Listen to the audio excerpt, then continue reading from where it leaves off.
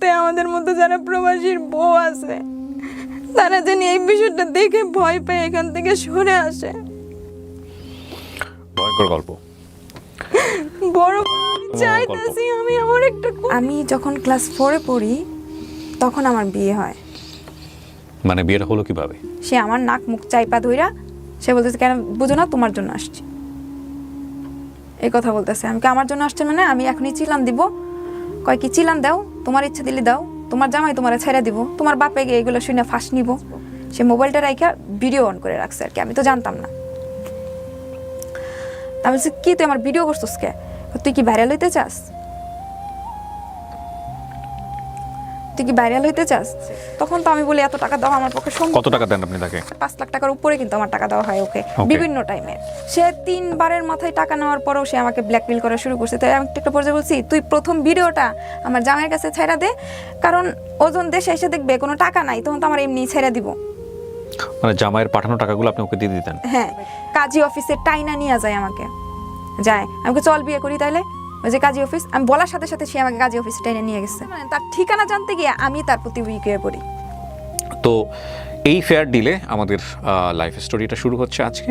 এবং যদি আপনি মনে করেন আপনার গল্পটি অনেক মানুষের জীবনকে পরিবর্তন করে দিতে পারে, আপনার জীবন থেকে শেখা, আপনার জীবনের অভিজ্ঞতা থেকে নেওয়া অনেক অনেক অভিজ্ঞতা সেটা মানুষের কল্যাণে কাজে লাগতে পারে, তাহলে আপনি আমাদের এখানে আসতে পারেন, আমাদেরকে ফোন করতে পারেন। আমাদের ফোন নম্বর হচ্ছে 09639887777।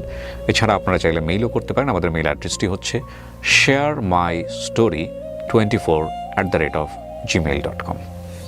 আপনার নাম কি? আমার নাম আমি প্রথমেই যে কথাটা আপনাকে একটু বলতে চাই, আপনার সমস্ত কাগজ পেপারস এখানে আপনি নিয়ে আসছেন, আমি গল্প বলতে বলতে চেক করব। তার আগে আপনি বলেন, আপনি কি সজ্ঞানে স্বেচ্ছায় এইরকম একটা গল্প, যেটা আমি জানি কিন্তু বাংলাদেশের মানুষ জানে না, এরকম একটা গল্প আপনার চেহারা দেখিয়ে, যেহেতু আপনি অ্যাডাল্ট, সামাজিক যোগাযোগ মাধ্যমে প্রচারের জন্য, যদিও আপনি পেপার সাইন করে এসেছেন, আমাদের এখানে বসার আগে একটা কনসেন্ট পেপার থাকে, আপনি নিজ ইচ্ছায় এখানে প্রকাশ করছেন। এবং এই গল্প প্রচারের পরে আপনার ব্যক্তি জীবন, আপনার সামাজিক জীবনে যদি কোনো বিরূপ প্রতিক্রিয়া সৃষ্টি হয়, কোনো নেগেটিভ বিষয় সৃষ্টি হয়, সেটার দায় কিন্তু আপনার। এবং আপনি এখানে এসেছেন মূলত আপনার মতো ভুলটা যাতে কেউ সমাজে না করে, এটা আপনি মেনেই করছেন, রাইট? ওকে, বয়স কত আপনার? আমার বয়স হচ্ছে আইডি কার্ডে 28 দেওয়া আছে, কিন্তু এটা আমার হয়তো রিয়েল বয়স না। কিন্তু আপনি প্রাপ্তবয়স্ক, ব্যাপারে কোনো সন্দেহ নাই। আপনার জন্ম জেলা? আমার জন্ম। শুরু করেন আপনি একেবারে যেখান থেকে বলতে চান। আমি যখন ক্লাস 4-এ পড়ি তখন আমার বিয়ে হয়। মানে বিয়েটা হলো কিভাবে? আমি তখন ক্লাস 4-এ পড়ি, আমার বিয়ে মানে কোনো কথাই নাই, কোনো কিছুই নাই। আমার মামাতো ভাই বিয়ে করতে গেছিল গ্রামে, তো ওর একটা মেয়ের সাথে রিলেশন ছিল, গাজীপুরে চাকরি করতো, ওখানে স্থানীয় মেয়ে। আমার শ্বশুর যে আমার মামা, উনি আর কি ওই মেয়েটাকে বিয়ে করাবেন না ওনাকে ছেলেকে দিয়ে। তখন নাকি ওই দিন ছিল আমার হাজবেন্ডের জন্মবার। গ্রামে নাকি প্রচলিত আছে যেটা জন্মবারে নাকি বিয়ে হয় না। আচ্ছা। তো রাত 12টার সময় বিয়ে হবে ওকে ওই মেয়েটার সাথে, কিন্তু ওই মেয়েটা তার বড় বোনের দেবরের সাথে সেদিন রাত্রেবেলা চলে গেছে, মানে ওদেরকে ওইখানে রাইখা। গ্রামে আবার বলছে যে বিয়ে করতে গেলে নাকি সেখান থেকে ফিরে আসা যায় না বউ না নিয়া। তো সেইখানে তো চলে গেছে বউ, এখন তো আর কিছু করার নাই। তো রাস্তায় ওরা 2-3টা বউ দেখে, আমার আম্মারে ফোন। রাস্তায় 2-3টা বউ দেখে মানে কি সবাই কি বউ সেজে বসেছিল? না না না, বউ সেজে বসেছিল না। মানে কাকে বিয়ে করানো যায়? কাকে বিয়ে করানো যায় মানে কিছু মানুষের সাথে যোগাযোগ করছে, বলছে যে আছে কয়টা মেয়ে আছে, দেখছে, ওরা পছন্দ হয় নাই। আচ্ছা। আমার হাজবেন্ড আবার বলছে কালো বিয়ে করবে না, এটা সেটা, কারণ যেহেতু তার। আপনার তখন হাজবেন্ড হয়নি, উনি মামাতো ভাই? হ্যাঁ, মামাতো ভাই। আচ্ছা, তো তুমি বলছে বিয়ে করবে না। হ্যাঁ। আপনার তখন ক্লাস 5, ওনার বয়স কত? ওনার প্রাপ্ত বয়স 21-22 বছর ছিল তখন। আচ্ছা। ওনার বিয়ের বয়স পুরোপুরি ছিল। আচ্ছা, আর আপনার তখন 8 থেকে 9 বছর বয়স? হ্যাঁ। ক্লাস 4 মানে আমি ধরে নিচ্ছি 9 থেকে 10 বছর বয়স। জি এরকম। তো ওরা রাস্তায় 2-3টা মেয়ে দেখে, মানে ওদের পরিচিত যারা আছে তাদেরকে বলছে যে এই অবস্থা হয়েছে, কোনো মেয়েটাই আছে নাকি বউ নিয়ে, তো এখন ছেলেকে বাড়িতে নিয়ে যাওয়া যাবে না। তো রাস্তায় ওরা কয়েক জায়গায় দেখছে, দেখার পর পছন্দ হয় নাই। তখন আমার শ্বশুরে ভাবলো যে আমাকে নিয়ে আসবে। তা আমার আম্মাকে বললো, আমার আম্মা রাজি হয় নাই। আমার আম্মা বলছে কি আমার মেয়ে তো অনেক ছোট, কয়ে অসুবিধা নাই, ছেলেকে বিয়ে হোক, বউ নিয়ে বাড়িতে আসুক, পরে মেয়ে যখন লেখাপড়া করবে এসএসসি কমপ্লিট করার পরে উঠায় নিয়ে আসবো, এরকম কিছু বইলা ঢাকায় চলে আসছে। তখন আমি ঢাকায় থাকি। ঢাকায় চলে আসছে, আসার পর আমি তখন স্কুল থেকে আসছি, আমার পরীক্ষা ছিল, পরীক্ষা দিয়ে স্কুল থেকে আসছি, আমি গোসল করতে যাব, তো আমাদের বাসায় পানি নাই, তো উপরে যে একটা আন্টি ছিল, তো ওর বাসায় গেছি পানি আছে কিনা গোসল। আপনারা তখন ঢাকায় থাকতেন? হ্যাঁ হ্যাঁ, ঢাকায় থাকতাম। কি করতো আপনার বাবা? রাজমিস্ত্রির কাজ করতো। কয় ভাই বোন ছিলেন আপনারা? আমার 2 ভাই, আমি। আপনি একমাত্র বোন? হ্যাঁ। আচ্ছা, সংসারের অবস্থা ভালো ছিল? না না না, আমার আব্বা আম্মা প্রচুর গরিব ছিল। জি, পানি আনার কিছু একটা বলতেছিলেন। তো পানি নাই বলে আমি ওই উপরে গেছি আন্টির বাসায় গোসল করার জন্য। জি। তো আমার আম্মুর সাথে যোগাযোগ কইরা ওরা আমাদের এখানে চলে আসছে, যে এরকম করে কন্ট্রাক্ট করছে যখন আমি এসএসসি কমপ্লিট করবো তখন আমারে উঠাই নিবে, কারণ যেহেতু আমি এখন ছোট আর ওরা বউ ছাড়া বাড়িতে উঠতে পারবে না। এরকম আমার শ্বশুরবাড়ির আর্থিক অবস্থা ভালো ছিল।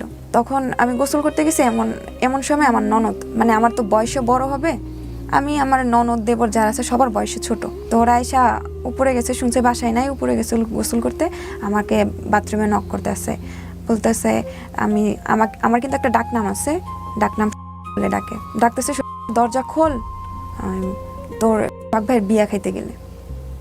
ভাই মানে আমার হাজবেন্ডের নাম, হ্যাঁ, যেহেতু ভাই হয়, মামাতো ভাই। ভাই কি বলেছে? ভাইয়ের বিয়া হইতাছে, সেখানে তোরে নিতে আসছি, বিয়া খাইতে যাবো আমরা সবাই। তখনও জানে না যে আপনি জানেন না যে আপনাকে বিয়ে করতেছে? হ্যাঁ হ্যাঁ জানি। ওকে। তো আমি তাড়াতাড়ি করে গোসল করে বেরোইছি, যে আমি তো আর গ্রামের বিয়া কোনো সময় খাই নাই, আর গ্রামে যখন যাই তখন বছরে 3 দিন বা 4 দিন থাকা হইতো ঈদের গ্রামে সময়? গিয়ে, ঈদের সময়, এছাড়া আর যাওয়া হইতো না।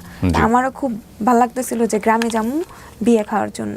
তো তাড়াতাড়ি করে গোসল করে বেরোইছি, বেরোয় যখন আমাদের বাসায় যাবো, আমাদের রুমে আমাকে ঢুকতে দিতেছে না, তো আমার অন্য রুমে নিয়ে গেছে। নিয়ে যাওয়ার পর ওরা কি করছে, এই যে ব্রিফকেস নিয়ে আসছে, ওই বউর জন্য যে জিনিসগুলো নিয়ে আসছে ওগুলো তো ওরা ফেরত নিয়ে আসছে, ওগুলো আমাকে দিতেছে সাজানোর জন্য। তা আমার ননদ আমাকে বলতেছে, তুই তো আজকে থেকে আমাদের ভাবি হবি, এটা সেটা, মানে এক একজনে এক একজন কথা বলতেছে। আর যেহেতু ওটা বস্তি বাড়ির মতো ছিল, তখন সব লোকজন আর কি আমাকে দেখতেছে, ওকে দেখতে আসছে, বাড়ি ভরে গেছে মানুষে। তো এত মানুষ দেখে আমিও ভয় পেয়ে গেছি। তখন আমি কান্না করতেছিলাম অনেক জোরে জোরে। আমার পাশে মানে যাকেই দেখতেছি, যে এসে বলে যে তোর তো বিয়ে হয়ে যাবে, তোরে তো নিয়ে যাবে, তখন আমি অনেক কান্না করতেছি। বিয়ে জিনিসটা বুঝতেন আপনি ওই সময়টাতে? না না না, আমাকে নিয়ে যাবে বলছে। এই নিয়ে যাওয়ার শুনেই আপনি ভয় পেয়ে গেছেন? হ্যাঁ। এমনিতে ভাইয়ের সঙ্গে আপনার ওই সময়ের সাথে সম্পর্ক কেমন ছিল ভাই বিয়ের আগে? ভাই আসতো আমার বাসায়? আসতো? না না কোনোদিন দেখেন নাই? না, আরো ছোটবেলায় না কেউ আমাদের এখানে থাইকে গেছে, আমার মনে নাই, আমার হাজবেন্ডে বলছে ওর মনে আছে। আচ্ছা, তো তারপর সাজাচ্ছে আপনাকে? এই কথা বলার পর আমি যখন কান্না করতেছি, কেউ আমার পাশে আর কি আসে না। একজন এসে আমাকে বলতেছে, তোকে তো আর বিয়ে দেবো না, তোকে কোথাও যাইতে দেবো না, তোর বিয়েও দেবো না, তুই আমার কাছে আয়। তখন এই মুহূর্তে যে আমাকে বলছে যে আমাকে কোথাও যাইতে দিবে না, আমি তার কথাই শুনতেছি। মানে আমাদের বাসার ম্যানেজার যে থাকে, ম্যানেজারের বউ, উনি এসে বলতেছে, সবাইকে রুম থেকে বের করে দিছে, দিয়ে আমাকে ম্যানেজারের রুমে নিয়ে গেছে। এখন ওরা ভাবতেছিল যেটা এখানে থাকলে, যেহেতু আমি কান্নাকাটি করছি, এলাকার মানুষ সব জড়ো হয়ে গেছে, পুলিশ শুনলে অসুবিধা হবে, তখন তোরা আমাকে প্ল্যানিং করে ঘুমের ট্যাবলেট খাওয়াইছে। মানে এখানে তো বিয়ে হবে না, কোনো মতে আমাকে বাড়িতে নিয়ে যাবে, মানে আমার শ্বশুর বাড়িতে। ওকে। তখন বলতেছে, আমি তো অনেক চিল্লাচিল্লি করছি, মাথা ব্যথা করতেছে। তখন বলতেছে কি, তোর তো মাথা ব্যথা করতেছে, নে এই ওষুধটা খায়া নে, তোর মামা নিয়ে আসছে, আমি নানি ডাকতাম আর কি, তোর মামা নিয়ে আসছে, এই ওষুধটা খাই না, মাথা ব্যথা ভালো হয়ে যাবো। এই ওর পাশে কেউ আসবে না, ওরে কোনো বিয়ে দেবো না, ওরে যাইতেও দিব না। আপনার মা বাবা কি করতেছিল? একটা মাত্র মেয়ে? তখন আমার মা রাজি ছিল, আমার বাবা রাজি ছিল না। আমার বাবা এখনো কাজে ছিল, অনেক রাত্রে আসছে, আমাকে সন্ধ্যার পর উঠাইয়া দিচ্ছে। আচ্ছা, তো আপনার ওষুধ খাওয়াইছে? খাওয়ানোর পর আর কিছু মনে নাই। আমি সোজা আমার ঘুম ভাঙছে আমার শ্বশুর বাড়িতে। ঘুম ভাঙার পর আপনি কি দেখছেন? ঘুম ভাঙার পর আমি দেখছি আমাকে একটা রুমে শুয়ে আছে, ওখানে আমার আম্মা আছে, আমার 2 ভাই আছে, আমার আব্বা আসে নাই। আমার আব্বা কাজে থেকে আসতে আসতে 11টা বেজে গেছিল, তো পরের দিন আমার আব্বা আসছে। আচ্ছা, তো আমাকে পরের দিন কোথায় আসছে? আপনার এখানে আসছে? আমার শ্বশুর বাড়িতে আসছে। কিসের শ্বশুর বাড়ি? আপনি ঘুমের মধ্যে শ্বশুর বাড়িতে হন কি? আপনার বিয়ে হয়েছে? না না না, এখন আর কি বলতেছি, ওটা আমার শ্বশুর বাড়ি ছিল। আচ্ছা, ওকে, ফাইন। আমার মামার বাড়ি, মামাতো ভাইয়ের বাড়িতে আসছে। হ্যাঁ, বাড়িতে আসছে। তো আমার মামাতো বাড়ি আসে নাই তখনও। তো আমি ঘুম থেকে, তখনও আমার ঘুম মনে হয় ভাঙে নাই। আমার শ্বশুরে পেয়ারা আইনা দিতেছে, আমি খাইতাছি, মানে ঘুরতেছি। আমি যদি বাইরে বেরোতে চাই, তো আমার বাইরে বেরোতে যায় না, ঘরে বসে খাও। তা আমার হাতে আবার কি পরাইতেছে, এটা পরে অনেক সুন্দর লাগবে, মানে কি একটা জরির মতো থাকে না বিয়ের মধ্যে পরায়, এই জিনিসটা আমার হাতে পরাই দিতেছে। আমি আবার পরি না, এটা কি পরবো, কেমন লাগতেছে, ওটা ব্যাচের মতো পর, ভাল লাগবে, সুন্দর দেখা যায়, এরকম কিছু। তারপর আমি হাতে পড়ছি, আমার শ্বশুরে পেয়ার আইনা দিতেছে, মানে যে কিছু আমার খাইতে দেয় আমার দরজা আটকায় রাখে, আমার সাথে কেউ মানে বাইরে বের হইতে দেয় না। আপন মামা? হ্যাঁ, আমার আপন মামা। তখন আমার আব্বা এসে আমার সাথে দেখা করে না। পরবর্তীতে আমি জানতে পাই আমার আব্বা এসে নাকি অনেক রাগারাগি করে, আমার আম্মার উপরে অনেক রাগারাগি করে যে আমার আম্মারে ছাড়িয়ে দিব, আর আমার শ্বশুরবাড়ির লোকজন মানে আমার মামার নামে মামলা করব, এটা করব, আমার মেয়েকে উঠায় নিয়ে আসছে, এটা। আমার আব্বা কিন্তু অনেক সরল সোজা। তো আমার খালা আছে, আমার মামা আছে, মানে আমার ছোট মামা আরেকজন আছে, উনি আমার আব্বারে সবাইরে বাজার থেকে অর্ধেক রাস্তা থেকে ধইরা নিয়ে আসে, সবাই জোরাজুরি করে সবাই আমার আব্বারে বোঝায়। তো কেউ তো ছিল না, আমার আব্বা যেহেতু সরল সোজা, তো আমার মানে এরকমই সরল যে ছোট একজন মানুষ ধমক দিল আমার আব্বা চুপ হয়ে যায়। তো আমার আব্বারে যখন নিয়ে আসে তখন আমার আব্বাও এক পর্যায়ে রাজি হয়। রাজি হওয়ার পরে কিভাবে আমার গোসল হয়েছে, কিভাবে আমার বিয়ে হয়েছে, আমার এত কিছু মনে নেই। তারপর ওর সাথে আমার বিয়ে হয় বলতে মানে আমার মামাতো ভাইয়ের সাথে আমার বিয়ে হয়, কিন্তু কিভাবে বিয়ে হয় আমি নিজেও জানি না, আমার মনে নেই। কবুল বলছিলেন আপনি, এটা মনে আছে? না, এটাও মনে নাই, কিন্তু সবাই বলছে যে কবুল বলছি, এটা সেটা। কিন্তু এরকম হবে কেন? আপনার তো এত কিছু মনে আছে, শুধু ওটুকু মনে নাই? ওটুকু না, মানে আমি তো অনেকটা ঘুমের মধ্যে ছিলাম, আমার কিছু জিনিস আর কি মনে আছে, আর কিছু জিনিস আমার মনে নেই। মানে কাজী আসছে, পরে কবুল বলছি কিনা বলছি জানি না, পরে আম্মার সাথে কান্নাকাটি করছি, আম্মা অনেক কাঁদতাছে আমাকে জড়ায় ধরে। পরে আমিও কাঁদছি। কি করতো আপনার মামাতো ভাই ওই সময়টাতে? আমার মামাতো ভাই সময় গাজীপুর চাকরি করতো। হ্যাঁ, তারপর উনি বিয়ের উদ্দেশ্যে উনি বাড়ি চলে গেছে, ওনাদের ফলের দোকান ছিল, ফলের দোকানদারি করতেছে। এরপর আমি ওইখানেই থাকতেছি, চলতেছি, ও বাড়িতে আসে, ওর মতো আমি ওর মতো, মানে আমি ভাই করেই বলি। কান্নাকাটি করার পর আমার আম্মা আমার সাথে থেকে যায়, আমার আব্বা আমার সাথে থেকে যায়, ওদেরকে না দেখলেই আমি কান্না করি। আচ্ছা। তো ওদের সাথে আমি থাকি, ওরা কিছুদিন থাকার পর মানে ওদের তো এখন চাইতে হবে, আমার শ্বশুরে নাকি আমাকে দিবে না, আগে তো বলছে যে আমাকে দিয়ে দিবে, তারপর যখন আমি এসএসসি কমপ্লিট করি তখন আমাকে উঠায় নিয়ে আসবে। এখন যেতে দিবে না? এখন যেতে দিবে না, আমার আম্মার সাথে নাকি কন্ট্রাক্ট হয়েছে যে আমরাই পড়াশোনা করাবো।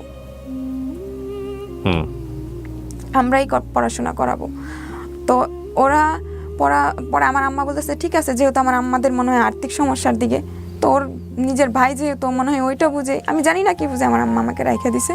আমার আম্মা যখন চলে যাবে তখন আমি আমার আম্মার ওড়না রাইখা দিছি, জুতা রাইখা দিছি। আমার আম্মা বলছে কি যে আমি কি জুতা থুয়ে তরে থুয়ে চলে যাবো?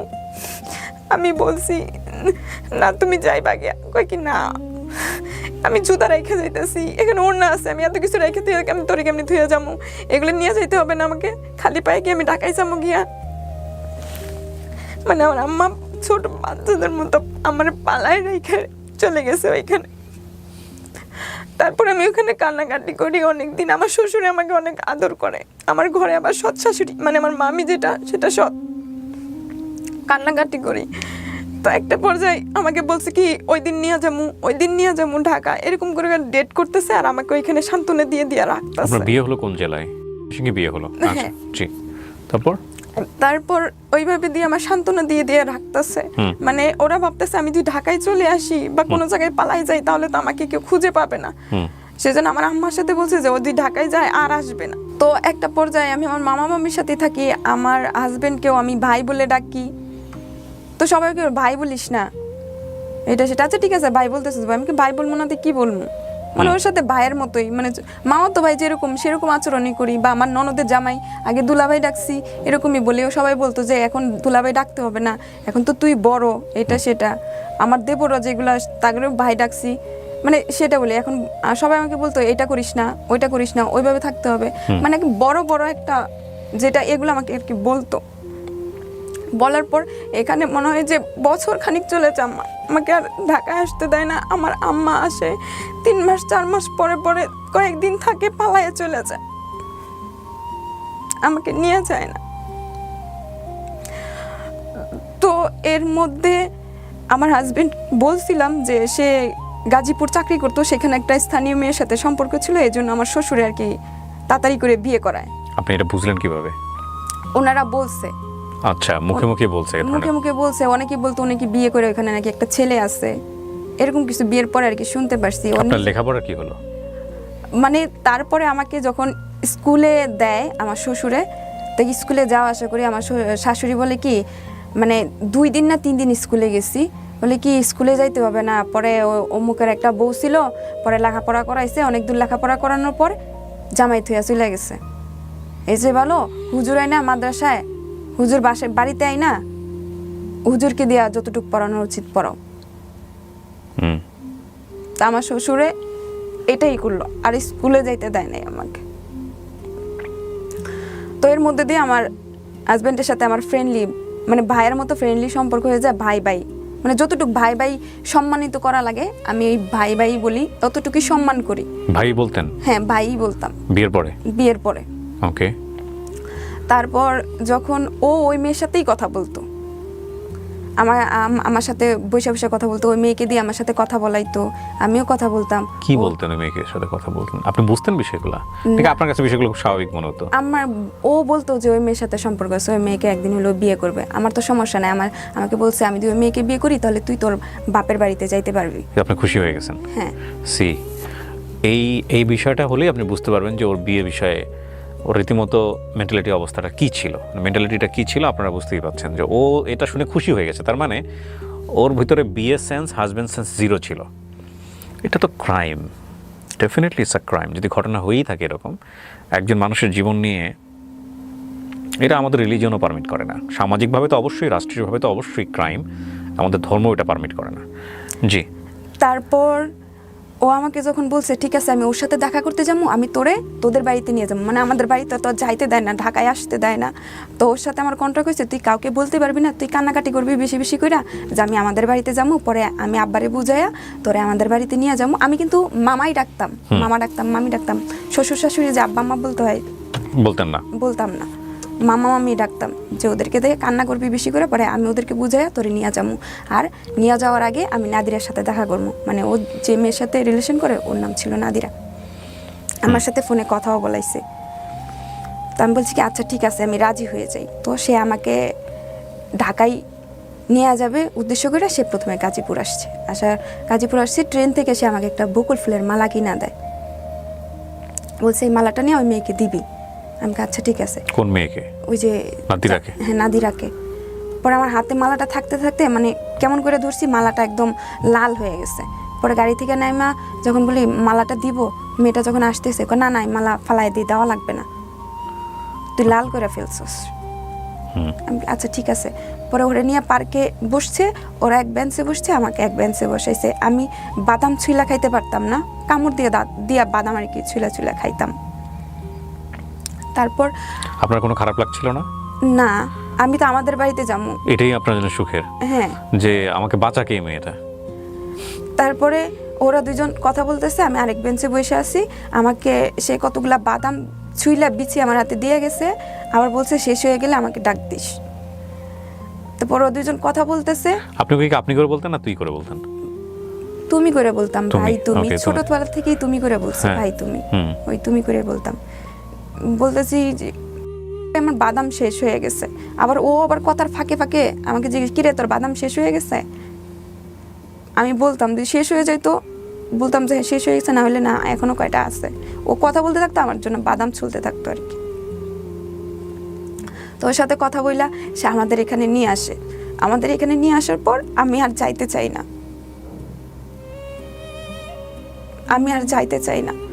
মেয়ের সাথে আপনার কথা হয়? ওই যে মেয়েটার কথা বললেন, ওর গার্লফ্রেন্ড? মেয়েদের বাড়িতে আমি যাই।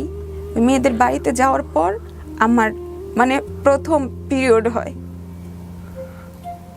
ওকে। বিয়ের কতদিন পর এটা? বিয়ের বছরের বেশি হবে। ওকে। তখন আমার প্রথম পিরিয়ড হয়। তো ওই মেয়েদের তখন আমার জামা কাপড়ের অবস্থা খারাপ পড়ে। ওই মেয়েটা আমাকে জামা কিনা দেয়। পরে ওইটা নিয়ে আমি আমাদের এখানে আসি। আচ্ছা। আসার পর ও সাথে করে নিয়ে যেতে, মানে ওর আব্বা বলে দিছে সাথে করে নিয়ে আসার জন্য। তা আমি তো কান্নাকাটি, আমি আর যাবো না।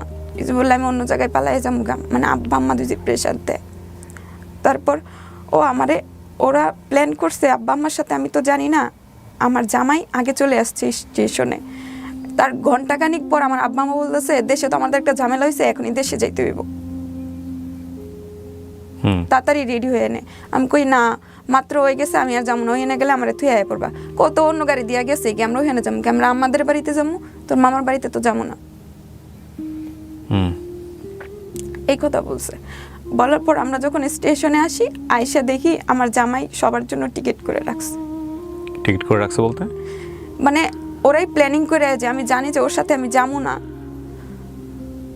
সেই জন্য আর কি ওরা আগে পাঠিয়ে দিছি, টিকিট করে রাখছে আমার আব্বা আম্মা আমার জন্য, সবার জন্য। কোথায় যাবেন আপনারা তাহলে? ময়মনসিংহে আসবো। ওদের বাসাতেই? হ্যাঁ। আবার ওদের বাসাতেই? হ্যাঁ হ্যাঁ, কিছুদিন থাকার পর আমি এখানে আসবো। আমি তো আর মানে আমি বলছি যে কোনোভাবে যদি আমি একবার ঢাকায় পৌঁছতে পারি তাহলে আর আমি আসবো না, বা আমি অন্য জায়গায় আমাকে ওরা এখন যাইতে যাবে, আমি অন্য জায়গায় কোথাও পালা গিয়ে বসে থাকবো, আমার তো আর কেউ খুঁজে পাইবো না।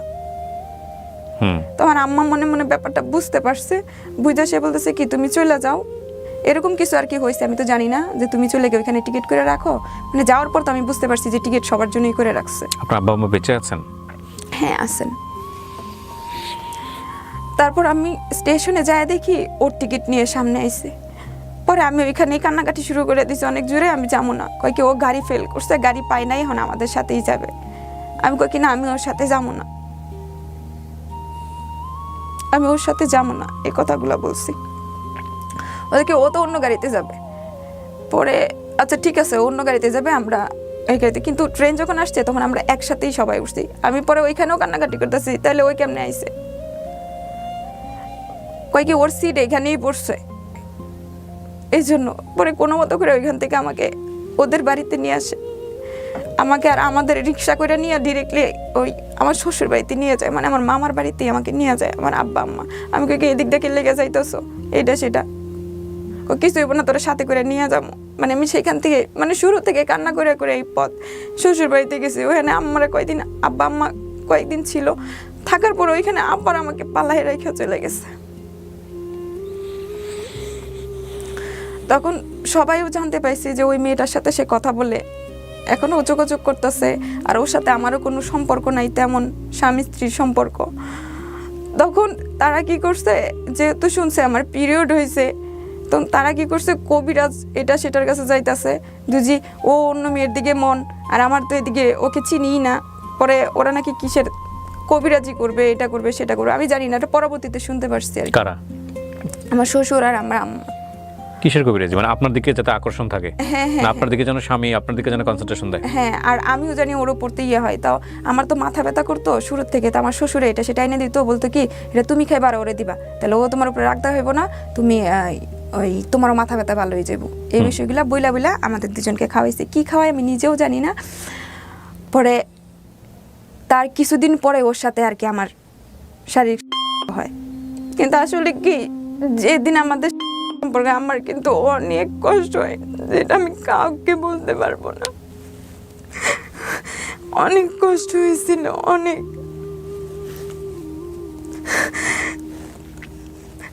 তারপর সেই প্রথমবার পিরিয়ড আমার বাপের বাড়িতে হয়, মানে ওই মেয়েটার এখানে আইসা বাপের বাড়ি থেকে শেষ হয়। দ্বিতীয়বার পিরিয়ডের সময় আমার বাচ্চা পেটে আসে। ওহো, মানে বাচ্চাটাও কি পরিকল্পনা করে শ্বশুর শাশুড়ি জোর করে নেওয়াইছে বা এরকম কোনো কিছু? যে বাচ্চা চলে আসলে নাকি ও অন্যদিকে আর যাবে না, এরকম কিছু আর কি ওরা ভাবছে। ওর প্রথম বাচ্চার বয়স কত? আমার প্রথম বাচ্চার বয়স প্রায় মনে হয় 10 বছর হয়ে গেছে। উনি কি পৃথিবীতে আসছে, মানে প্রথম বাচ্চাটা পৃথিবীতে আসছে? হ্যাঁ হ্যাঁ। তো আমার বাচ্চাটা যখন পেটে আসে আমি কিন্তু জানি না, আমি সকালে যে গোসল করি আমাকে মানে আমার সেলোয়ারে যে সেই গিটটা থাকে সেটাও আমি দিতে জানতাম না। আমি কারো কাছে নিয়ে গিয়ে দাঁড়াই থাকতাম যে আমি বাথরুমে যাবো, আমার গিটটা খুলে দাও। গোসল করে দাঁড়াইয়া থাকতাম, আমার শাড়িটা কেউ পরাইয়া দাও। ভিজা কাপড়ে এসে দাঁড়াইয়া থাকতাম। আমাদের পাশে একটা আন্টি ছিল, সে আমাকে সবসময় কাপড় পরাইয়া দিছে। আমি কাপড় পরতে পারতাম না, মাঝে মধ্যে গিট লাগিয়ে গেলে আমি সবার কাছে গিয়ে দাঁড়ায় থাকতাম।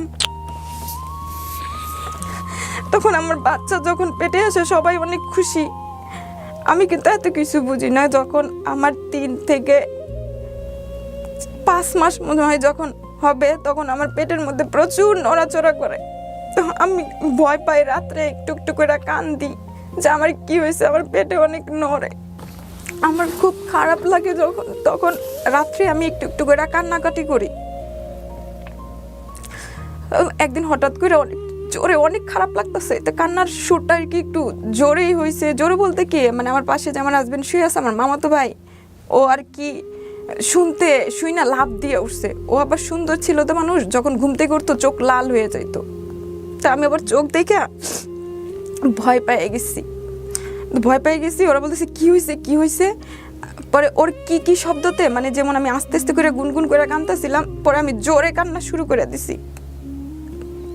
পরে পাশে থেকে আমার শ্বশুর শাশুড়ি ওরা আসছে, ওরাও আইসা বলতেছে কি হয়েছে, মানে সবার মধ্যে দেখতেছি যে ভয়, বড় বড় চোখ করা, সবার মধ্যে ভয় এরকম দেখতেছি। তখন আমার আরো কান্না আসতেছে, মানে এত কান্না, মানে আশেপাশে যে লোকজন আছে সবাই বলে যে ওই বাড়িতে ছোট মেয়ের বাচ্চা হবে, বিয়ে হয়েছে, ওর বাচ্চা হবে, কিছু হয়েছে নাকি এরকম মনে করে সবাই আর কি রাত 3টার সময় বাড়ি ভরে গেছে মানুষে।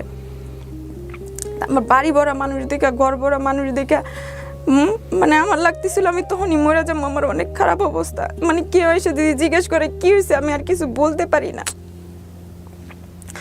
পরে পাশে যে আমার এক দাদি ছিল, উনি কি করছে, সবাই ঘর থেকে বের করে দিছে। পরে ঘরের দরজা আটকে দিছে, দরজা আটকে আমারে বলতেছে দাদু তুই আমার কাছে কত কি হয়েছে। পরে সবাই না দেখে পরে দাদুর কাছে আমি বলতেছি যে দাদু আমার পেটের মধ্যে এমন জোরে জোরে কি নড়তেছে। দাদুর কাছে, মানে আমার যে দাদির কাছে গল্প শুনতাম যে পেটের মধ্যে নাকি সাপের বাচ্চা হইতো, তো ওইটা ভাইবা আর কি আমি ভয় পাইতেছিলাম যে আমার পেটের মধ্যে মনে হয় সাপের বাচ্চা হয়েছে, এই জন্য এত জোরে জোরে নড়তেছে। পরে আমার দাদু কি করছে, গালের দুই পাশে গালের মধ্যে টান দিয়ে ধরে কইতাছে কি এটা তো এরকম করবো, এটা তো তোর বাচ্চাই নড়তেছে পেটের মধ্যে, অন্য কিছু না। আমি এই জন্য বলি যে life is more than drama, জীবন নাটকের জন্য। আপনার মনে হচ্ছে না যে আপনি একটা সিনেমা দেখতেছেন? তারপরে এরকম কিছু হওয়ার পরে উনি সবাই চলে গেছে, তোর কিছুই হয় নাই। পরে একটা পর্যায়ে যখন আমার পেটের মধ্যে নড়তো বা দেখা যাইতো, তো একটা সময় বাড়তেছে, বাচ্চাও বড় হইতাছে, দেখা যাইতো, তখন আমি বলতে আমি দাদু দাদু দেখো এই যে আমার পেটের মধ্যে নড়তাছে বাচ্চা, মানে পেট খালি করে দেখাইতাম। আপনি বুঝতেন না বিষয়, আপনার কাছে ফান মনে হতো বিষয়টাকে, এটা একটা মজার বিষয়। সো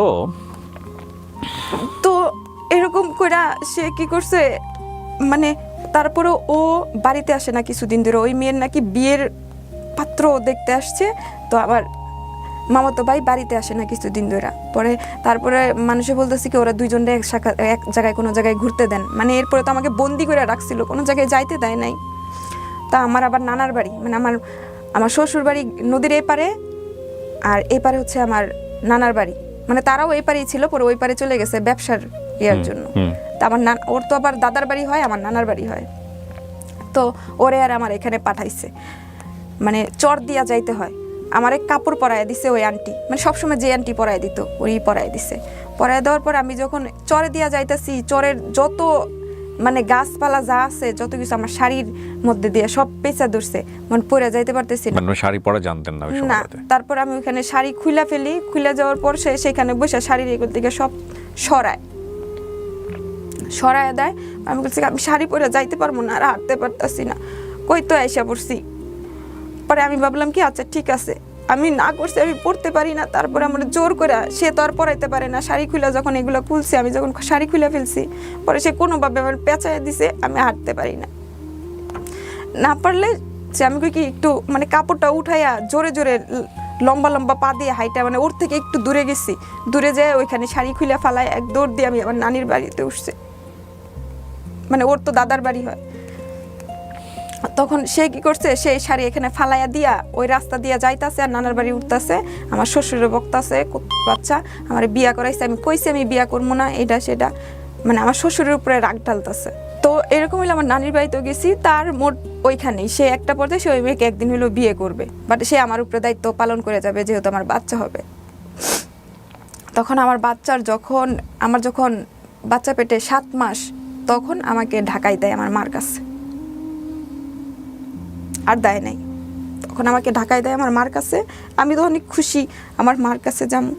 তো আমার মা নিয়ে আমার বিভিন্ন জায়গায় ডাক্তার দেখায়, ডাক্তার বলে যে ওনার বাচ্চার অবস্থা এতটা ভালো না, যেহেতু আমার বাচ্চা অনেক ছোট, 1/2 কেজি হয়েছিল, আমার বাচ্চার অবস্থা ভালো না। 500 গ্রাম, হ্যাঁ 1/2 কেজি মানে 500 গ্রাম।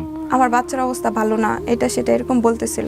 একটা সুস্থ বাচ্চার ওজন জানেন আপনারা? ওই হাফ কেজি যে বললো, একটু গুগল করে নিয়েন, যেহেতু আমার 2টা বেবি আছে, সো কিছুটা হলো জানি। আমি যতদূর জানি যে এটা 2.5 থেকে 3 কেজি প্লাস। হ্যাঁ, সেখানে একটা বাচ্চার ওজন 500 গ্রাম। তো এরকম আমি যদি ভুল বলে থাকি আমি সরি বলছি, বাট আমার এটা একদম মানে গুগল করে নলেজ না, আপনারা চাইলে করে দেখতে পারেন। বাট এটা খুবই আন্ডারওয়েট বেবি, ব্যাপারে কোনো সন্দেহ নেই, এবং এটার প্রেক্ষাপটটা আপনারা দেখলেন। হ্যাঁ, তারপর আমার আম্মা আমাকে ডাক্তার দেখায়, কোনো পরে অনেক কিছু ওষুধ খাওয়ায়, অনেক ফল টল খাওয়ায়, এরকম কিছু। পর একটা সময় যখন আমার না, এর মধ্যে আমার শ্বশুরবাড়ি থেকে আসার পর মানে 15 দিন পর আমার একটা অসুস্থ হয়, যেটাকে এই দাস্ত বমি বলে। বমি পাতলা পায়খানা দুইটা একসাথে। তো হঠাৎ করে আমার বমি পাতলা পায়খানা একসাথে। আপনি আমাকে একটু বলেন তো, আপনার ক্লাস 4-এ থাকতে বিয়ে হলো, বিয়ের কয় বছর পর আপনার বাচ্চা হয়েছে? বিয়ের মনে হয় 1.5 বছর পরে, এরকম 1.5-2 বছর। তাহলে ওর বয়স কত? 11 থেকে 12 বছর। সেকেন্ড পিরিয়ডের সময় আপনি কনসিভ করেন। হ্যাঁ। তো এখন আপনি বুঝতে পারেন যে ওর বেবি হেলথ বা ফিজিক্যাল হেলথের জায়গা থেকে কি অবস্থা। জি, তারপর আমাকে এর মধ্যে দিয়া আসার কিছুদিন 15 দিন পরে আমার যখন পাতলা পায়খানা বমি হয়, তখন মানে আমার মরার অবস্থা হয়ে যায়, চোখের সামনে রক্ত জমা হয়ে যায়, এরকম হয়ে যায়। তো সবাই বলছে যে মারা যাবে। তো একটা পর্যায়ে আমার আম্মা আমাকে উত্তরসূর করে কোরআন শরীফ পড়তেছে, সবাই কয়েকজন মিলা, এরকম অবস্থায়। পরে আমার আম্মা আমাকে মেডিকেলে নিয়ে যায়। মেডিকেলে নিয়ে যাওয়ার পর ওইখান থেকে সুস্থ হই, কিন্তু বলছে যে বাচ্চা নাকি মারা গেছে, এরকম কিছু। বাচ্চা মারা যায়নি বলতে কি বাচ্চা মারা যাবে, আর আমাকে ডেট দিছে কয়েকদিন পরে এসে অপারেশন করার জন্য, আমার আম্মাকে অপারেশন করে বাচ্চা ফালাই দেওয়ার জন্য। বাচ্চা মারা যাবে। তখনও বাচ্চা পৃথিবীতে আসেনি, 7 মাস। 7 মাস, হ্যাঁ। আচ্ছা, তখন আমার আম্মা 7 মাসের বাচ্চা নষ্ট করবে কিভাবে? বাচ্চা অনেক ছোট ছিল। হ্যাঁ, তারপর তো বাচ্চা আমার যখন এরকম অবস্থা হয়েছে, তো আমার বাচ্চাও নাকি মানে শুকনায় পড়ে গেছে, বাচ্চা মানে বাচ্চা খাবার পাচ্ছে না, সোজা কথা যেটা বলে, পেটে খাবার যেটা দরকার, মারা যাবে, বাচ্চা মারা যাবে, এরকম কিছু বলছে। যে বাচ্চা হয়তো টিকবে না, আপনার আয়সা একটা চেক আপ করায় ওনার অপারেশনটা করাই নিয়ে যান। আমি সুস্থ হওয়ার পরে হসপিটাল থেকে যখন আমাকে দিচ্ছে, তখন আমার আম্মা সেই মুহূর্তে গেছে, সেদিন ডেট হচ্ছে, মানে অপারেশন করে বাচ্চা করে দেবে। আমি যখন বাসা থেকে বের হব অপারেশনের জন্য, মানে ডাক্তারের কাছে নিয়ে যাবো, চেক আপ করে পরে হয়তো বাচ্চা কিভাবে পেটে থেকে বের করতে হয় সেই ব্যবস্থা তারা করবে। আর পেটের মধ্যে ডাক্তারের কাছে ফোন দিয়ে আবার জানতে বলছে যে পেটের মধ্যে নড়াচড়া করে নাকি। আমি কোনো নড়াচড়া পাই না, মানে যে নড়াচড়াটা পাইলে আমি সবাই দেখাইতাম, এরকম কোনো নড়াচড়া হয় না। বাসা থেকে বের হওয়ার পর কিছুক্ষণ পরে মানে রাস্তার মধ্যে আমার পেটের মধ্যে নড়াচড়া করতেছে একটু একটু। আম্মা আমার পেটের মধ্যে না একটু একটু নড়াচড়া করতেছে, চল যাইয়া দেখি কি অবস্থা। পরে যাওয়ার পরে ওখানে আমার আলটা করাইছে, ওরা বলছে বাচ্চা তো এখনো মারা যায় না, ওর হার্টবিট চলতেছে, আমার মনে হয় আপনারা অপারেশন করে ফেলেন, হয়তো বাঁচবে না, এরকম কিছু বলছে ডাক্তার বলেছে। হ্যাঁ। পরে আমার আম্মা বলছে কি এখনো যেহেতু জানটা আছে, আচ্ছা দেখি কিছুদিন। পরে এরপরে মাসে মাসে চেক আপ করা, বাচ্চা মারা যায় না, যেহেতু মারা যায় না সেই পর্যন্ত ওইখানে রেখে যায়। তারপরে যখন আমার বাচ্চা হওয়ার প্রসব ব্যথা হল, তখন অনেক রাত, প্রায় 1টা বাজে, বাংলাদেশ মেডিকেলে নিয়ে যাওয়া হয়। নিয়ে যাওয়ার পর হচ্ছে সেখানে নাকি ভর্তি নগদ 20,000 টাকা চাইতেছে, মানে টাকা ছাড়া আগে ভর্তি নেবে না। আমার আম্মা বলছে যে আপনারা ভর্তি নেন, আমার মেয়েটার অবস্থা তো ভালো না, পরে সকালবেলা আমি টাকা ব্যবস্থা করে এনে দিতেছি, কিন্তু তারা টাকা ছাড়া ভর্তি নেবে না, আমাকে বাইরেই সিটে বসায় রাখছে। পরে আমার আম্মা ওইখান থেকে আমাকে নিয়ে আসে। নিয়ে আসার পর সকালবেলা আর কয়েকজনে বলছে যে অন্য জায়গায় ক্লিনিক আছে, ওইটাতে ভালো চিকিৎসা হয়, এটা সেটা। তো সেখানেও নিয়ে গেছে, সেখানে নিয়ে আমাকে বলছে এবং বাচ্চার মা একজনও বাঁচবে না, বংশই দিতে বলতেছে, এটা সেটা অনেক কিছু। তো আমার আম্মা বলছে যে কোনো একজনকে তো রাখবেন, তো বলতেছে আমরা পারবো না। পরে ওইখান থেকে আমার আম্মার যে পরিচিত আছে উনি বলে কি ওনার বোনের নাকি বাচ্চা হয়েছে, মোহাম্মদপুর একটা ক্লিনিক আছে, ওইখানে নিয়ে যাইতে। পরে আমাকে ওইখানে নিয়ে যায়। নিয়ে যাওয়ার পর ওইখানে আমার আব্বা আর আমার আম্মা যায়। আমার তখন আমার শ্বশুরবাড়ির লোকজন আসে নাই, কেউ আসে নাই। আমার নিয়ে যায়, নিয়ে যাওয়ার পর ওইখানে আমার ভর্তি রেখে আমাকে চেক আপ রুমে নিয়ে যায়। আমার আব্বা চলে আসে, বাসায় চলে আসে, বাসায় তার কেউ নাই। তো ওরা চেক আপ টেকআপ করে আইসা বলে কি যে ওনার অবস্থা তো খুব খারাপ, আমরা ওনাকে বাঁচাতে পারবো না, বা ওনার বাচ্চাও বাঁচাতে পারবো না। আমার আম্মা বলতেছে আপনারা দুজনের একজনকে রাখেন। বলতেছি কি না আমরা পারবো না, আপনারা ঢাকা মেডিকেল নিয়ে যান। পরে আমার আম্মা ওইখান থেকে বাধ্যতামূলক আমার আম্মা ওইখান থেকে আয়সা নিচে যখন দাঁড়ায় ওখান থেকে ডাক্তারগুলো না আমারে দেখতেছিল অনেক, পরে ওরা দৌড়ায় আসছে বলে কি আপনি আমাদের এখান থেকে অ্যাম্বুলেন্স নিয়ে যান, আমরা সাথে ডাক্তার দিয়ে দিচ্ছি, মেয়েটার অবস্থা ভালো না।